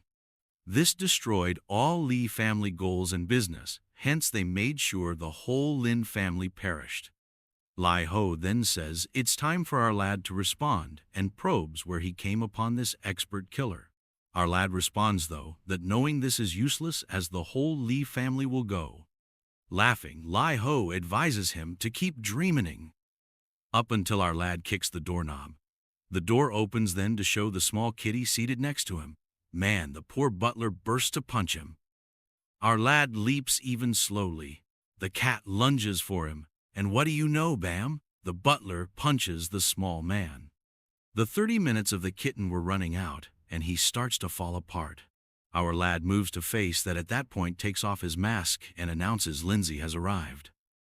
Startled, the elderly guy asks whether he was the killer behind all of this. And Lai Ho knows he messed up at that same instant. The butler claims a child like him cannot have murdered someone as trained as Wrong. Our lad tells the butler that in the apocalypse, the Li family's martial abilities are useless.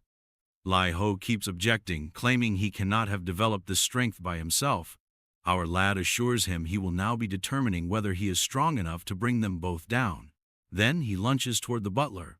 He blocks the punch by drawing both arms together. Man, what a man! He is still holding. Our lad finds impressive, as not even Wrong could have survived a punch like that. The elderly man chooses then to exhibit his actual form. He destroys all of his clothes, becoming excessively muscular. Our boy draws his sword and swings at him. The butler deems him vile for fighting dirty, but he merely says that in an apocalypse anything goes. In that instant, he turns the sword and activates a double slash. The butler dodges it, but it's a boomerang and it's coming back from behind. With that, the butler suffers the first hit on his arm. The old man says he can't believe that after 50 years of training, he's going to lose this easy. That's when our boy's explosive combination activates on the butler's arm.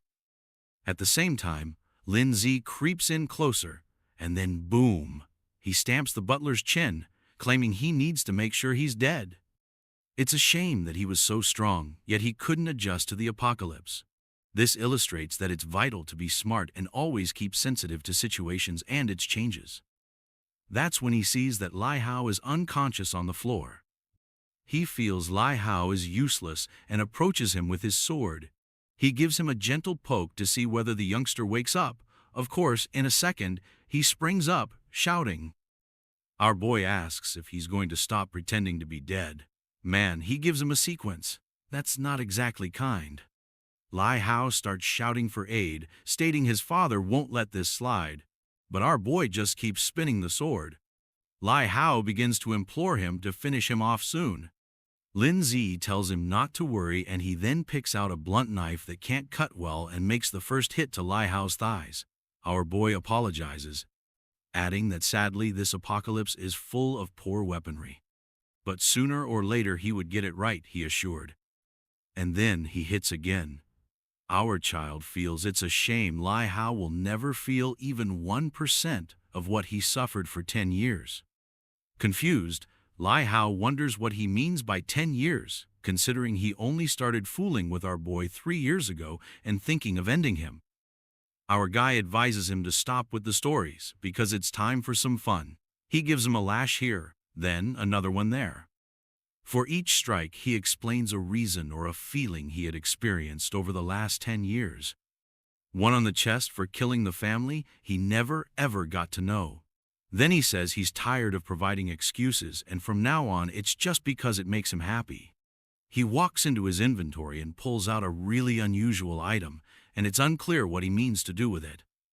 Lai Hao wonders what he's planning. Our child thinks that it was Lai Hao himself who came up with this strategy. Shocked, Lai Hao replies he's thought of something like that, but never told anyone. Lindsay keeps making him suffer for a long time. A few hours pass, and Lai Hao is completely messed up. Our son says he can't die that lightly, that it's not even 1% of what he used to do to others. However, looking at the scenario, our lad no longer has any interest in killing someone so weak. Still, he gives him a few pokes to test whether he's pretending. Until Lai Hao's body collapses and he claims that now he's finally reached his limit. Our boy walks away and activates the double explosive slash. The kid even had to leave the room to grab an umbrella. Outside, the full moon is high in the sky, and our boy remarks the Li family's life wasn't so horrible after all. At that point, the system tells him that he's activated the vengeful heart talent. Saying it was easy, he says, was the toughest thing so far, you bastard. The method states that skills are learnt through books, while talents can only be triggered when a person goes through certain circumstances. The vengeful heart skill makes him stronger, and the more he dislikes the person he's facing, the stronger he grows. Our lad is impressed, observing that it enhances his strength by 20%, yet it's only a level 1 skill, so maybe it might grow even more. For eliminating the entire Li family, he'll gain a new hack and a bronze-level piece of equipment. He opens the chest, curious to see what he gets, and in the loveliest way, he obtains a magical girl's wand. The trouble is that it's an item limited to the magic class, therefore you already know that soon some girl will show up for our boy to aid. He says it's useless to him, so for now, he merely stores it in his inventory and will try to sell it later.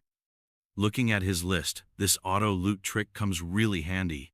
Actually, in the apocalypse, when you murder someone, their inventory vanishes and you are left with just what is equipped. Therefore, since you could gather considerably more objects over time, it was better to enslave people than kill them going forward. Among the things he pilfers amid all this anarchy is a purifying necklace. It adds one more statistic and can clear a bad status every 12 hours. Though it's less than the meditation one, he chooses to equip it since it will be more vital in a battle.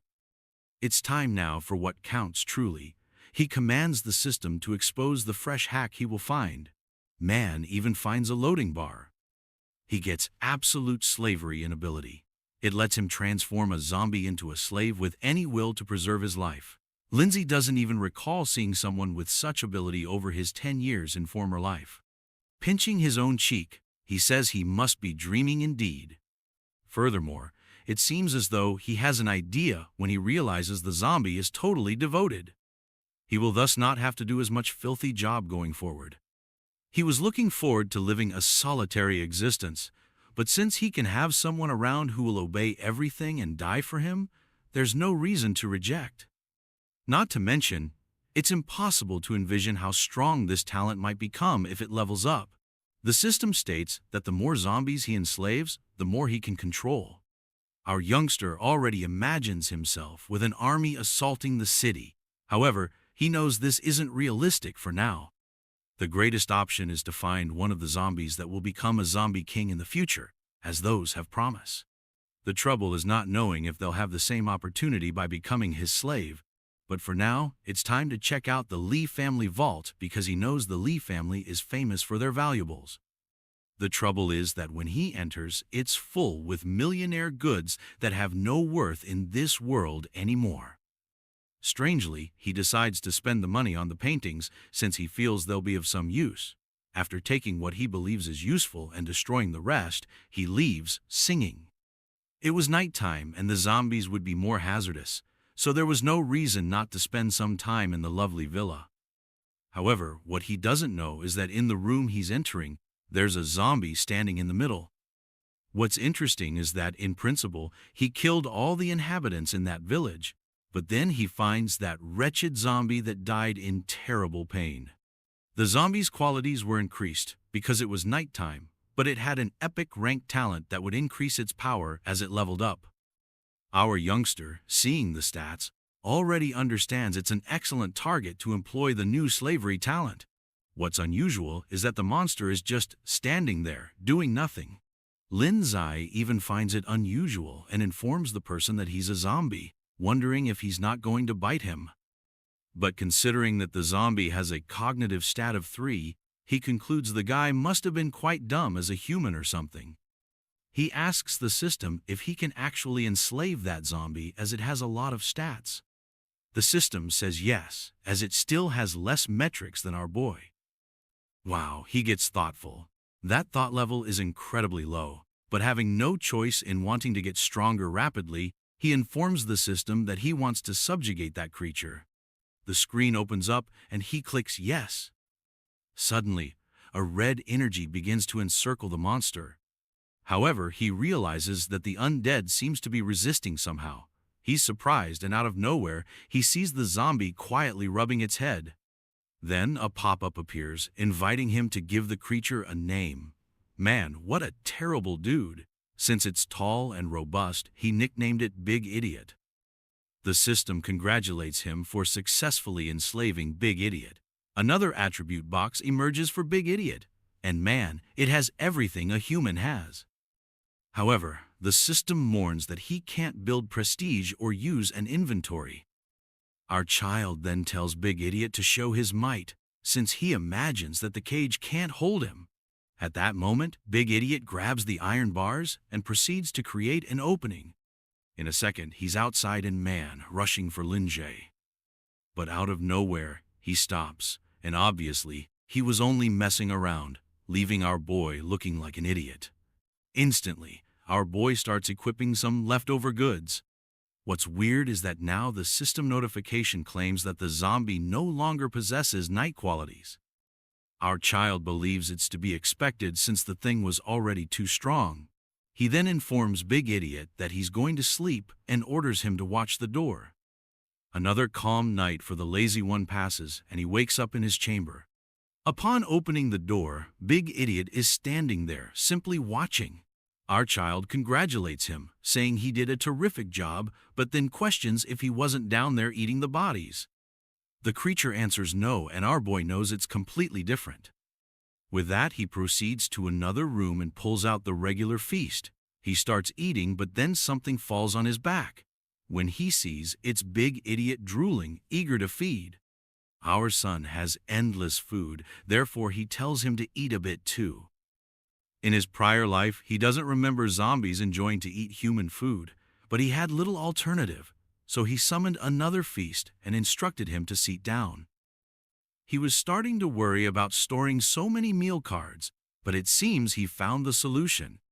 The initial objective was to seek revenge at level 5 or 6, but now he's almost at level 8 and still can't access the dungeons. Maybe with the map, the tools, and Big Idiot's support, he could make the occupation change and become a shadow of illusion.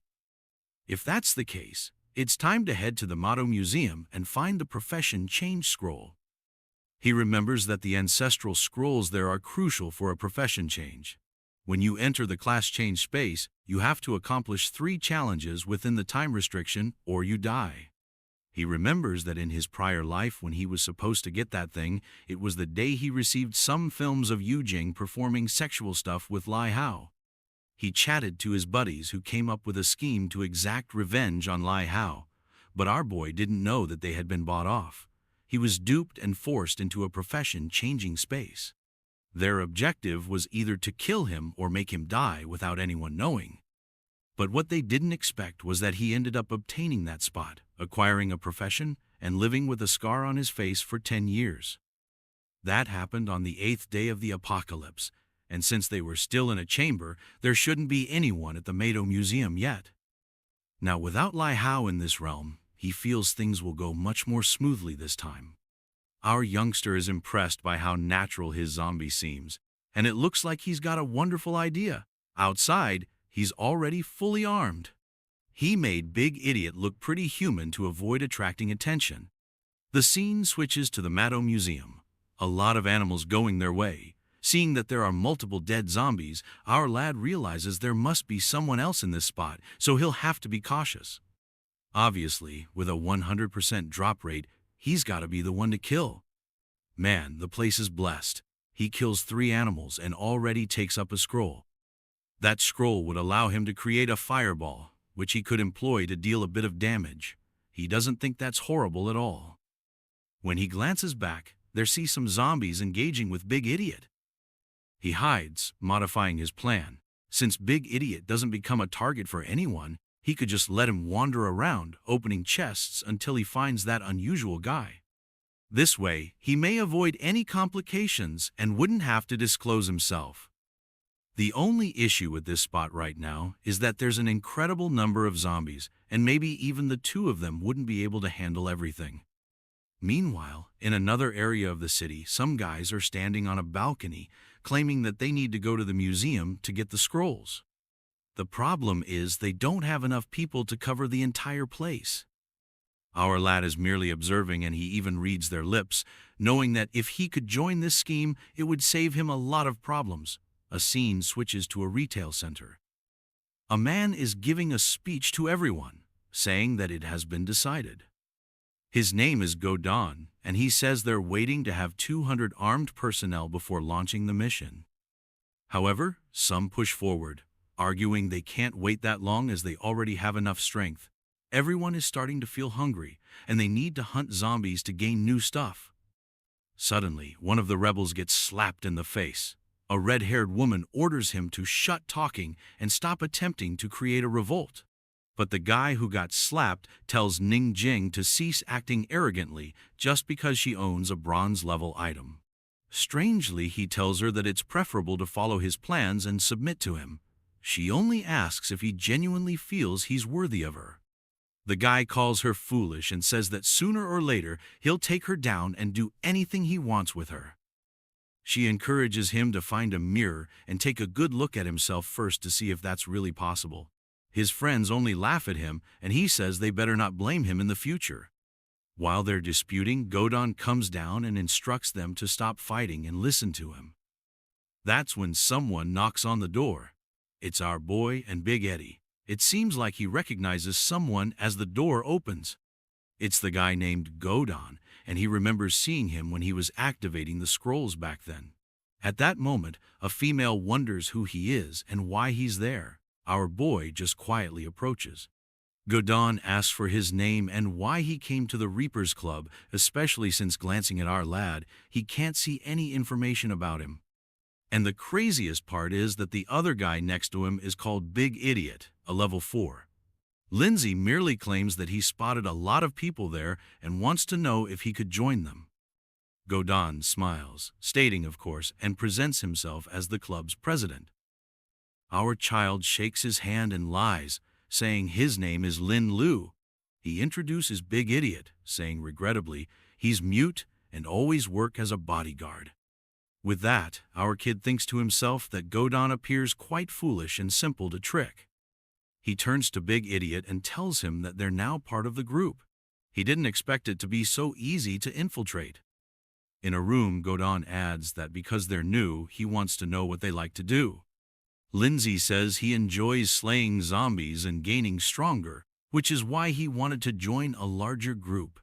Excited, Godon responds that if that's the case, he has other talent books he can offer him.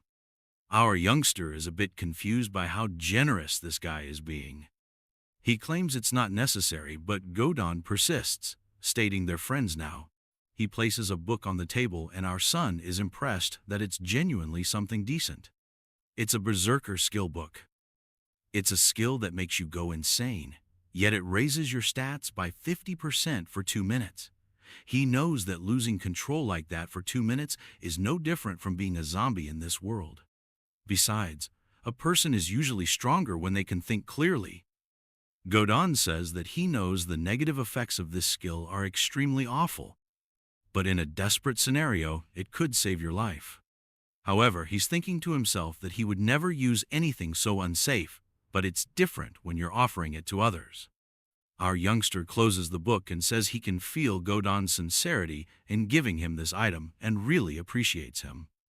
He asks if there's anything else because he and Big Idiot are eager to get back to slaughtering things. However, Godon seemed to have noticed something in our boy's smile and requested him to wait a bit. Our boy asks what's up and Godon says he has one more gift. He has a card with a KFC meal on it and wonders why they can't eat together. Even though Godon had already given him a skill, which wasn't the best, he didn't want our son to resent him. Lindsay says it's fine. He and Big Idiot still need to kill a lot more zombies to level up. The guy thinks our boy despised him, but in actuality, he really liked the book and was even afraid to accept more. However, the person grabs his hand and inserts the card in it, telling him he may have it for when he becomes hungry. Not being able to reveal that he already has plenty of food, he merely thanks him. With that, he leaves and Godon says that if he ever needs anything, he should simply come talk to them. As our boy goes away, he believes that Godon isn't such a bad person since he enjoyed that awful skill book. Little does he know how terrible our plucked chicken truly is. Suddenly, a guy with a cigarette stops in front of him, urging him not to approach too close to Godon. If he continued like that, even if he was strong, before the guy could finish. Big Idiot snatched the guy's hand off his shoulder. Our child just questioned Big Idiot why he was taking so long. The guy chuckles, wondering if he truly thinks he's strong just because he's large. But the zombie stomps on the ground and delivers the fool his first thrashing. With that, one of them is already sent to the afterlife. Our boy then asks if anyone else has something to contribute. Obviously, the other guys lower their weapons and say no, nothing. When they see their boss running, one of them says it's over now as another person has joined Godon's side.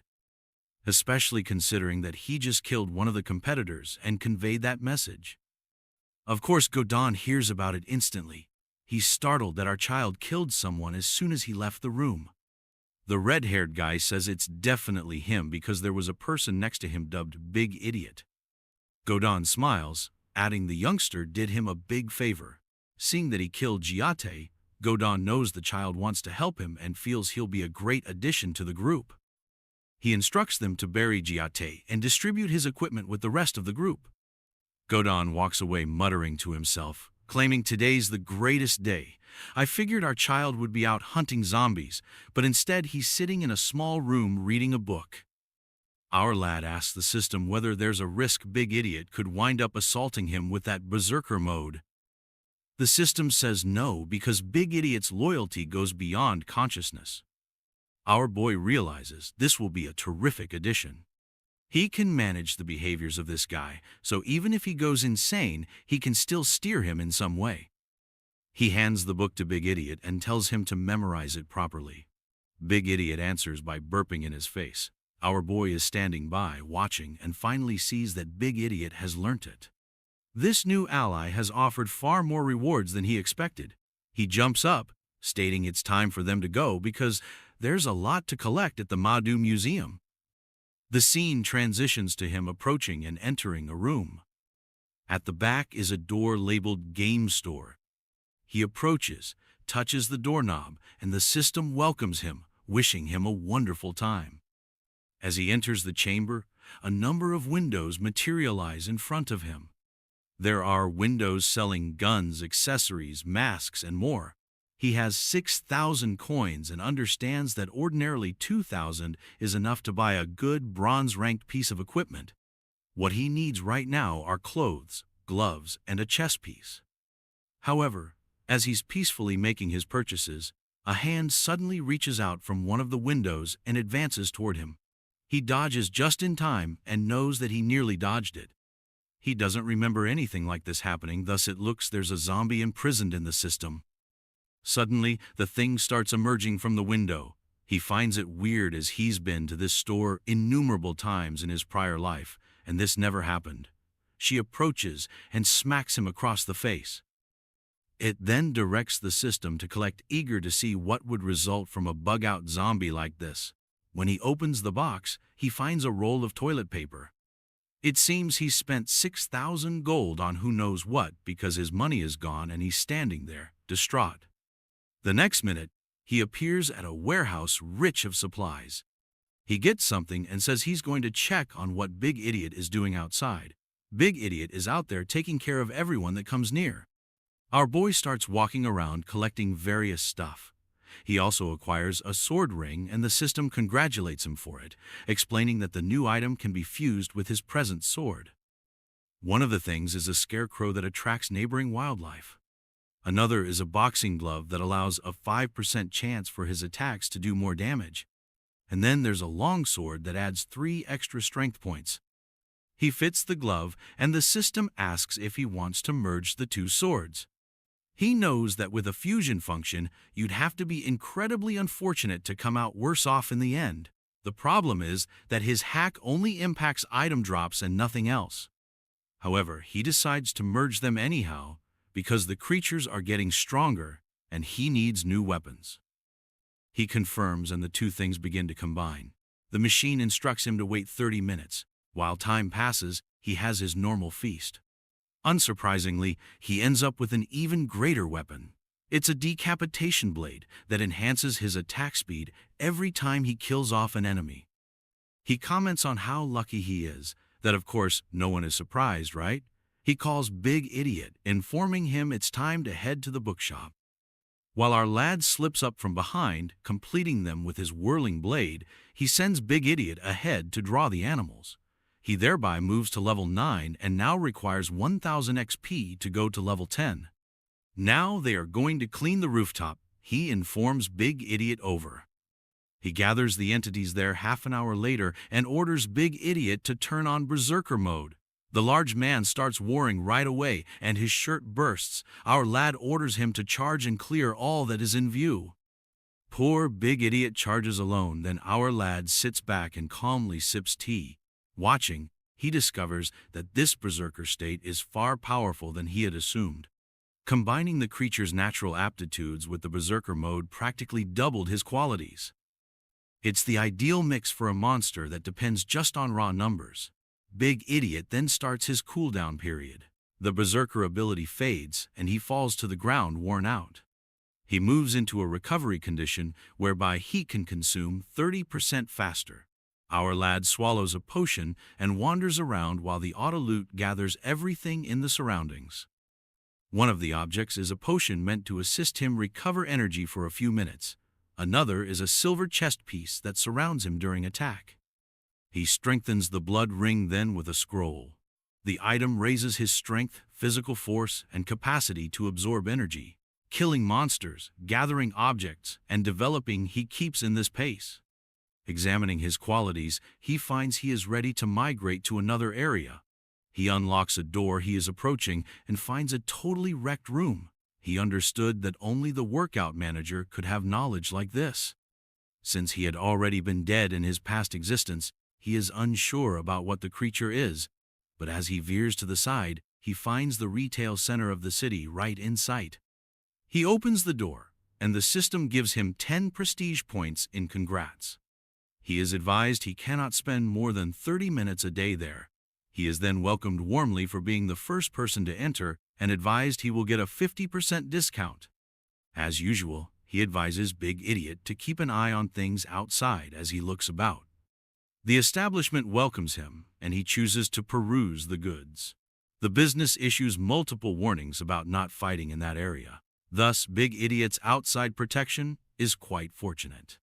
He looks over the stuff, but nothing there is decent. He has over 100 of everything in stock, and has gathered too much stuff. There is nothing beneficial for him, hence he chooses to close the system. The store advises him, though, that since he seems disappointed, more costly goods will be displayed. The system embraces him as a moral city dweller. The store shows a guardian's mark, an honor crest, and a standard outfit. Having 6,000 gold, he chooses to seize the 50% discount as the first person qualifies. The uniform is the best choice, hence he purchases it right away. He tells the system he is done as he is essentially out of money. The uniform contains illusion power that conceals all his other gear, as well as self-cleaning, temperature control, and other body processes. Anyone attacking the wearer will also have 10% of their qualities diminished for 5 minutes. Last but not least, the uniform lets him design plausible tasks for others to fulfill, apart from himself naturally. He sets everything in motion, outfits the uniform, and creates the illusion. These days, the armor is tucked under the uniform. Having spent more than 30 minutes there, the system then orders him to depart. Our lad leaves the room clutching Big Idiot. He orders Big Idiot to embrace the purpose of eradicating everyone once outside. The system obviously tells him that the goal makes no sense. Then he orders Big Idiot to kill the fabled rank boss, but the system rejects the job as well. Turning, he queries whether it is feasible to assassinate the bookshop manager. He accepts the past mission right away. Big Idiot seems to be regarded as a player, thus our lad can use this objective purpose. A couple is hiding in a room another side of the city at the same time. The guy responds negatively when the girl wonders whether they won't be found there. Still, a crimson eye is observing them just next by side. The underprivileged girl yells, telling her not to generate any more noise. The man hugs her. As he wraps her, the man gets licked in the face. He tells Xiao Mei they must survive and bolts. He sees the light at the end of the tunnel, literally. She gets licked on the leg nevertheless and is hauled away. Man, there was not even time to save her before she is rendered nothing. He returns for the fight, even though I assumed he would be a coward running away and leaving her behind. Surely time passes. Big Idiot and our lad arrive into the room. The red demon is still chewing over the lovers. Seeing that, our lad remarks that for weak people dying in the apocalypse is a sort of freedom and that they would only suffer otherwise. At least they scream sufficient to help him locate the beast. Like a person, the system laments the creature as a zombie who underwent a career change. Of fact, bosses change their line of work far faster than typical zombies. Usually, animals like this consume human brains to grow wiser. Before him stands a tracker, a boss with bronze ranking. The beast boasts a ton of stats, level 10, and several of abilities. Watching him, the creature is perplexed. It begins to pace, then lies down observing. The system then alerts that a zombie has been identified, setting off a mission. The tracker's resentment. This man seemed to be an administrator who struggled in the library. Upon turning into a zombie, he decided to murder everyone who reads books. Our lad first sends Big Idiot to help us to grasp how the beast fights. Big Idea arrives and strikes from above, but the thing vanishes right as the attack is about to hit. It becomes a shadow, then resurfaces behind him on the other side of the room. It strikes him in the neck from his blind area. Lindsay uses the diversion, though, and slices the creature's hand. Saying, "This is too easy," he slips up from behind. But man, the thing grows 2 more arms and blocks the attack as he is heading for the slash. Then our lad turned on his blade and hacked off 2 more arms. Desperate, the small creature raced off yelling in zombie language for aid. Our lad said this was rather too simple. He counted to 3, then turned on his chase boots. He tossed his boomerang sword as soon as he approached sufficiently. He instantly killed the beast by turning on the explosive slash when it landed. He acquired bronze-ranked piece of equipment and additional experience. The problem is, he will remain at level 10 till he can switch his career. As if possessing sufficient power wasn't already a benefit, the system gives him a fresh hack at level 10 attainment. He questions what it will be, and the machine instantly shows him.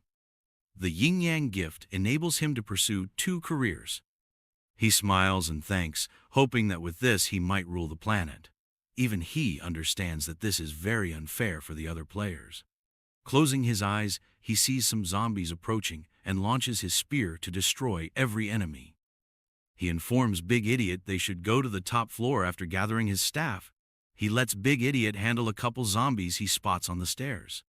Shadow Phantom increases his strength and agility from his chosen career, so it would be perfect to have another career that improves his mental and physical performance. The issue is that he is aware of the Dragon City lacks of the so-called super professions. He inspects his received goods and hands Big Idiot a green hammer. Then he opens the silver staff and gets war pants. These equip him right away and help to lessen harmful effects by 20%.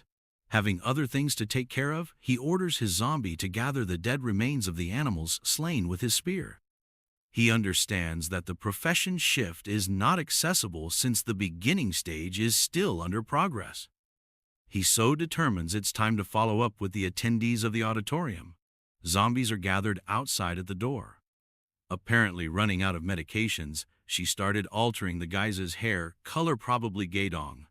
Arboy inquires as to whether they might attack the museum. Gaedong says it's not impossible if Arboy brings the 200 members. Knowing that if this strategy succeeds, nobody will want to challenge him for the presidency, makes him all eager. Then Gaedong delivers a lengthy speech inspiring all the players to declare that today will be a great war. They would call the entire group to eradicate every zombie within the museum. Everyone wanted fresh tools and level up. These folks have no notion, Minzy notes, how much things will change when the introductory term concludes. The audience starts bickering suddenly since everyone wants equipment from another person. They once more see the enormous swarm of zombies assembled before the museum. Gaedong probes Arboy to be absolutely sure this approach will work. Arboy replies in agreement. Nobody will neither die nor be injured if everyone goes fast enough. Telling Gaedong to grab this chance, he puts his hand on his shoulder since such possibilities are uncommon. Arboy says he will draw the first wave of zombies and is the fastest. He will leave Big Idiot behind to assist Gaedong, thanks for which. It's time now to start the scheme and at last get that occupation altered. He bolts running, and the group wishes him luck. He runs carrying some zombie flesh, which attracts every zombie toward him. The group passes unseen using the chance. As he handles the beasts, he tosses the flesh to another man, instructing him to keep running. Their task was vital, and they would be very rewarded. The poor man practically is crying. Lin obviously has to level off, hence he cannot waste time attracting zombies. He charges ahead, therefore reducing a good number of the species. After some time he walks toward a room. He knew the class change scroll was housed here. Many people risked their lives in his former life simply to receive it, but this would be his, this time. Though nothing happens as he punches the glass, he strikes in JoJo style furiously, and at last it starts to break. The glass breaks after much of effort. He comes upon an unusual scroll and earns 500 prestige points. The system then queries him about wanting to accept the summing of the scroll. He agrees, puts his hand on it, and is immediately taken. He finds himself elsewhere surrounded by flames. He walks up to a wall and passes via a portal, turning on class change approval. He had to finish 3 trials, and in this area all of his talents were turned off. Here time moved differently, and death meant being erased. Naturally, though, he has a hack and turns on the old ancestors exam. He will now not only obtain a new class, but also a fresh hack and, normally, a small treasure box. He apparently received a separate lesson thousands of years ago as well. This other one appears far more fascinating since he understands that the profession of phantom assassins has only existed for a few thousand years. He probes the system about what's happening but gets no answer and vanishes. He accepts the duty since he has no option. The first test then starts. The system instructs him to lay a hand on the orb. His contact on the sphere changed the energy flow and started a red glow to show up. He felt an odd energy seize his body suddenly. When he opened his eyes the following minute, he saw he was in the midst of nowhere. Approaching the liquid, which appeared to be a sea of blood, he bent down and felt he was walking over it when a tornado materialized above. It took him a long time to pass this exam in his former life. He only survived due of his hate of his ex-girlfriend. Now, though, he was not the same person. Pulling everything into the air, the tornado whirled above. Though he stayed still, the blood began to rise. Although the blood covered his face already, time passed and he stood steady. This was a survival test against emotions like fear and hate, and he passed quite effortlessly. Declared sufficient from above, a voice from above advised he might go back. The system told him to head toward the second test when he returned to the cave. A second trial portal showed up. He moved across and started to stroll in what felt to be space. A voice urged him to stop walking, stating he progressed to the third phase as soon as he passed out. His body sensed environmental strain. He would get better profession and stats the more far he walked. He couldn't give up now, knowing what he had gone through in his previous life and the individuals he had encountered. Turning seemed to indicate he had discovered the escape. It seems he had indeed reached the end of this existence. This child was crying and sad since he had really accomplished something. He passed the second test, thus it was time for the last one. He was congratulated. The last test was certainly the toughest, but without thinking twice he entered the portal and emerged into a cave. The algorithm advised him he had to beat the Guardian.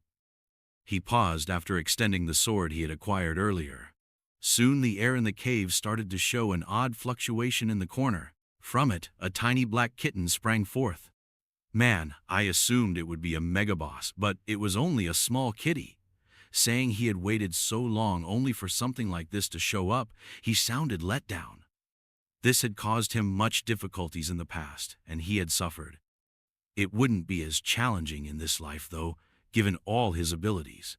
Closing his eyes, he sensed something coming toward. The energy changed then and seemed to emanate from above. Still ready, though, he hit the kitten with a quick swipe. He came back after the cut this wretched item had done on him in the past. Had I scarmed another species with that? Or am I spiraling with this Alzheimer's once more? Still, the kitten died. At last our lad had passed the third test. Phantom Assassin's class change scrolls showed up. He seemed unusual, still being in the room. He wasn't sure whether the system was broken in this regard. He realized that he hadn't yet acquired the scroll's actual power.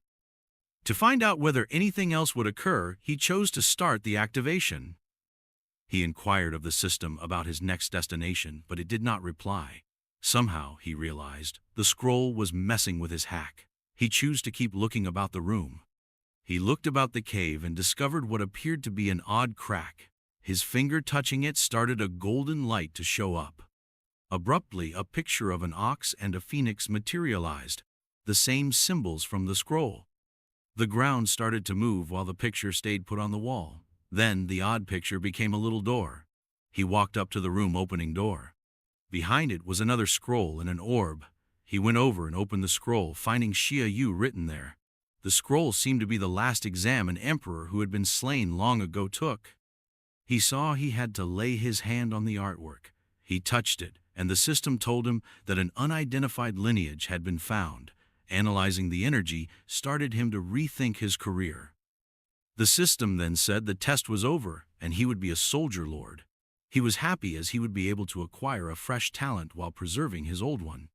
He took up the orb off the table and started to fuse it with his hand. The system informed him the item might alter shape and absorb the energy of other devices to get more robust.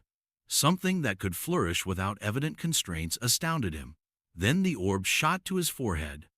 Having spent too much time in the cave, he opted to finish the test after waking up and developing a headache. He came out and discovered dead zombies all around him. The system told him he was still getting the Army Lord profession when he spotted the scroll in front of him. Our lad sends Big Idiot ahead to draw the animals while he slips from behind and finishes them with his whirling blade. He thereby gets to level 9 and now needs 1000 XP to reach level 10. He tells Big Idiot now they will be cleaning the rooftop. Half an hour later, he gathers the creatures there and commands Big Idiot to switch to Berserker mode. The big man erupts in war right away and loses his shirt. Our lad tells him to charge and clear anything that is in sight. Poor big idiot charges alone. Our lad sits back and gently drinks tea. Watching, he finds that this berserker state is far stronger than he had thought. Combining the creature's innate inclinations with the berserker mode almost increased his attributes. For a monster depending only on sheer numbers, this is the perfect combo. Big Idiot then starts his cooldown period. His berserker ability wanes and he collapses tired out. He enters a recovery state whereby he can eat 30% faster. Our lad consumes a potion and wanders about as the autoloot gathers everything in the surrounds. One of the items is a potion supposed to help him recover energy for a few minutes. Another is a silver chest piece around him during attack. He strengthens the blood ring then with a scroll. The object increases his capacity for absorption of energy, physical power, and strength. Killing monsters, compiling items, and honing he keeps in this tempo. Analyzing his traits, he discovers he is ready to go to another place. He finds a completely damaged chamber when he opens a door he is approaching. He knew that only the workout manager have such kind of information. He is not sure what the creature is since he was dead in his former life already, but he sees the shopping hub of the city right in sight as he veers to the side. When he opens the door, the algorithm awards him 10 glory points. He is instructed he shouldn't spend more than 30 minutes daily there. He is then assured he will get a 50% discount and greeted kindly as the first person to enter. He tells Big Idiot, as usual, to keep an eye on things outside as he looks about. The institution greets him and he decides to check the products. The company offers several cautions about not fighting in that place, hence Big Idiot's outside protection is really lucky.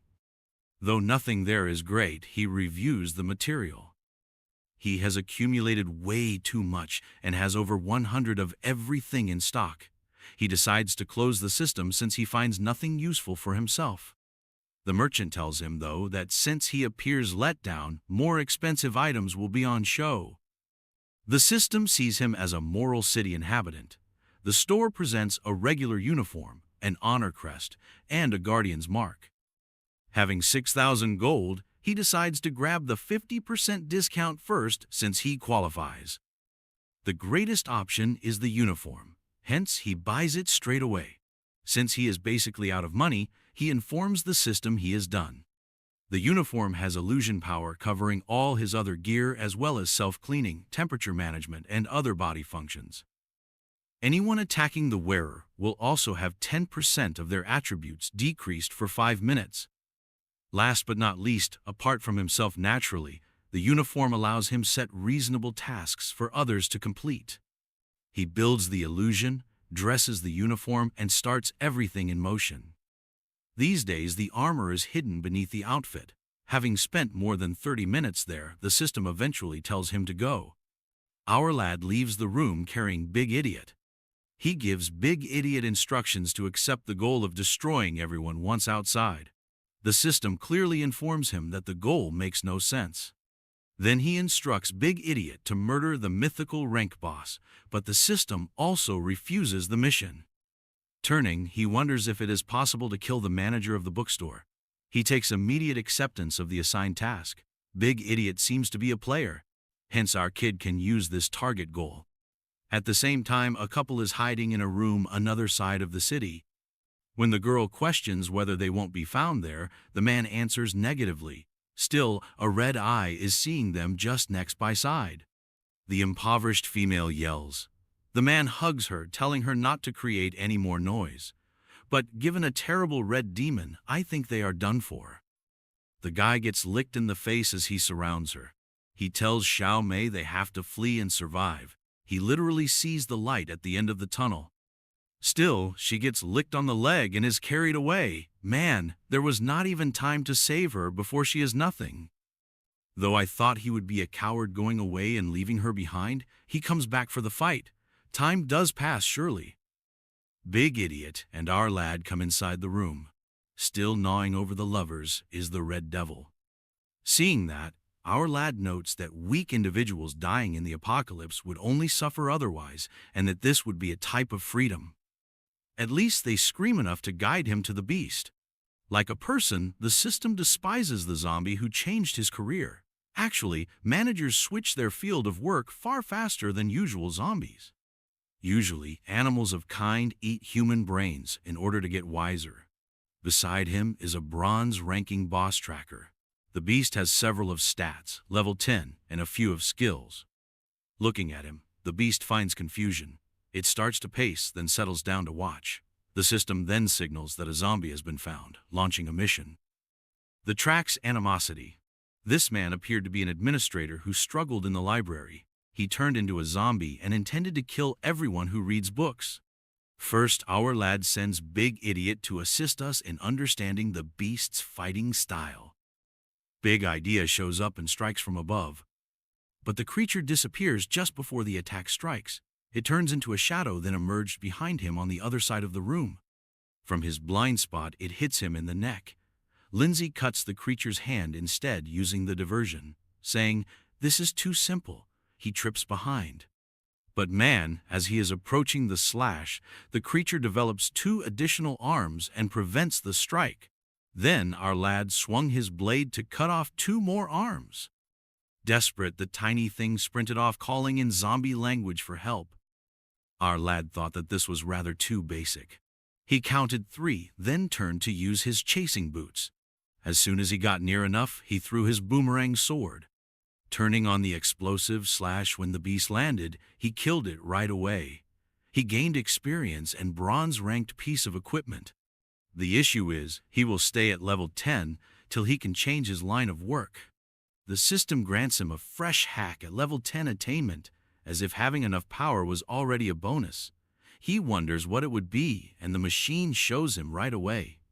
His yin-yang gift lets him pursue 2 professions. Hoping that with this he can control the earth, he smiles and thanks. Even he is aware that this is somewhat unfair for the other competitors. Closing his eyes, he sees some zombies walking toward and launches his spear to eliminate every foe. Following staff gathering, he tells Big Idiot they should head to the top floor. He lets Big Idiot take care of some zombies he finds on the staircases. From his current employment, Shadow Phantom gains strength and agility, so it would be ideal to have another career that enhances his mental and physical performance. The problem is that he is aware of the Dragon City lacks of the so-called super professions. He looks over his received items and hands Big Idiot a green hammer. He then opens the silver staff to pick warp. These straightaway equip him and reduce negative effects by 20%. He orders his zombie to gather the dead remnants of the animals killed with his spear, having other things to tend to. He is aware that the change in the profession is not easily reachable, since the initial stage is still under development. He thus decides when it is appropriate to interact with the audience of the auditorium. Zombies assemble outside at the door.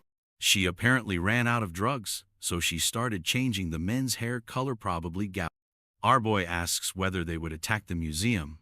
Gadong claims it's not impossible if our boy brings the 200 members. He is all excited since he knows that should this approach work, nobody will want to contest him for the president. Then Gao Dong gives a long speech motivating every player to announce that today will be a great conflict. They would call the whole group to destroy every zombie housed in the museum. Everyone wanted level up a new tool. Minzy points that these people have no idea how much things will change when the first term ends. Everyone wants equipment from another individual, and the crowd begins to squabbling suddenly. They once more notice the massive zombie swarm gathered before the museum. Gadong probes our boy to make quite sure this strategy would be successful. Our boy responds in accord. If everyone moves quickly enough, nobody will neither die nor get hurt. Telling Gadong to seize this opportunity, he rests his hand on his shoulder since such opportunities are rare. Gadong promises to do his best and shows understanding. The group signals they are ready. Our boy claims to be fastest and will sketch the first wave of zombies, thanks for which he will leave Big Idiot behind to help Gadong. Now is the time to start the program and at last change that occupation. The group hopes him luck as he bolts running. Running holding some zombie flesh, he draws every zombie towards him. Using the opportunity, the group passes unseen. He throws the flesh to another man, telling him to keep on going while he handles the animals. Their work was crucial, and they would be well appreciated. The poor chap is almost in tears. Obviously, Lin has to level off. Hence, he cannot waste time drawing zombies. He charges ahead, therefore reducing a good number of the species. A little while later, he moves toward a room. He understood this stored here, the class change scroll. Many people sacrificed their life in his prior life just to have it. But this is his, this time. Though nothing changes as he taps the glass. Suddenly striking in JoJo style, he finally starts to break. After much of work, the glass breaks. He comes upon an odd scroll and gains 500 prestige points. The system then probes him about wanting to accept the scroll's summing. He accepts, lays his palm on it, and gets taken right away. He finds himself someplace surrounded by flames. Approaching a wall, he goes via a portal turning on class change permission. He had to complete 3 trials, hence all of his talents were switched off in this field. Time passed differently here, and death meant being deleted. He has a hack nonetheless, and switches on the exam of the ancient forefathers. Now he will not only find a new class, but also a fresh hack, and usually a little treasure box. Presumably, he also got a separate lesson thousands of years ago. Given the Phantom Assassin work has barely existed for a few thousand years, this other one seems significantly more intriguing. He asks the system about what is occurring, but gets no response and disappears. Having no choice, he embraces the responsibility. The first test begins then. The system tells him to rest a hand on the. His interaction on the sphere affected the energy flow and produced a crimson light visible. His body felt an unusual energy grab it at once. He was in nowhere when he opened his eyes the next. Approaching the liquid, which seemed to be a sea of blood, he stooped and felt he was strolling across it when a tornado materialized above. He passed this test in his prior life slowly.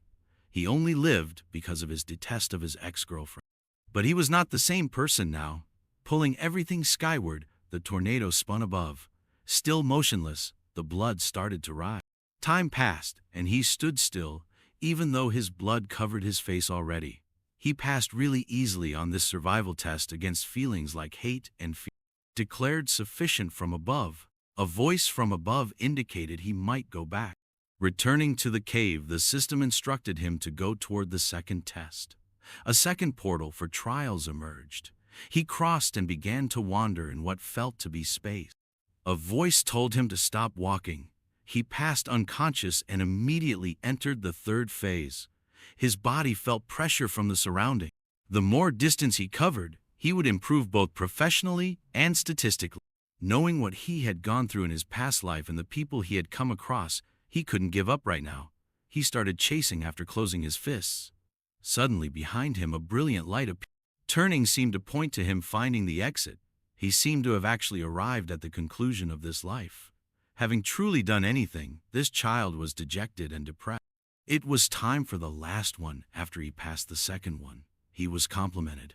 The last test was undoubtedly the toughest, but without second thought he passed the portal and came out into a cave.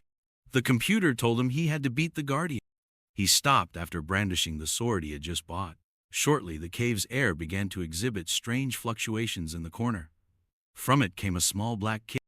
Man, I expected it would be a mega boss, but it was just a little kitten. Saying he had waited so long only for something like this, he sounded let down. He had suffered and this had caused him great problems in the past. Given all his powers, it wouldn't be as difficult in this life though. Closing his eyes, he sensed approaching. The vitality shifted then and seemed to come from above. Still ready though, he quickly swiped the kitten. He returned following the terrible damage this object had done on him in the past. Had I contaminated another species using that? Or am I once more spiraling with this Alzheimer's? The kitten still passed away. At last our boy had passed the third test. A class change scroll for Phantom Assassin shows up. He appeared odd still in the room. Regarding this, he wasn't sure whether the machine was malfunctioning. At that, he understood he had not yet acquired the real power of the scroll. He decided to start the activation to see if anything more would happen. He asked the system where he would be going next, but it answered nothing. He knew, somehow, the scroll was interfering with his hack. He decided to keep surveilling the space. Looking about the cave, he found what looked to be an unusual fracture. His finger touching it let off a golden glow to show through. Suddenly, the same symbols from the scroll materialized: an ox and a phoenix. The earth moved while the picture stayed fixed on the wall. Then the weird picture started to resemble a small door. He moved up to the door, opening the room. Beyond it was another scroll and an orb. He went over and found Xia Yu penned there when opening the scroll. The scroll appeared to be the last test an emperor murdered long ago. He knew he had to touch the artwork. When he touched it, the system reported that an unknown lineage had been discovered. Examining the energy set him to re-evaluate his path. Then the system declared the exam was over and he would be a soldier king. He was glad he could preserve his old talent and obtain a new one. Taking up the orb off the table, he began to fuse it with his hand. The system advised him the object might change form and absorb the energy of other devices to become more strong. Something that might grow without obvious limitations amazed him. The ball then flew straight forward for his forehead. Having stayed too long in the cave, he decided to complete the test after waking up and started to get headache. Out here, he found dead zombies all around him. Spotting the scroll in front of him, the system informed him he was still learning the army lord profession.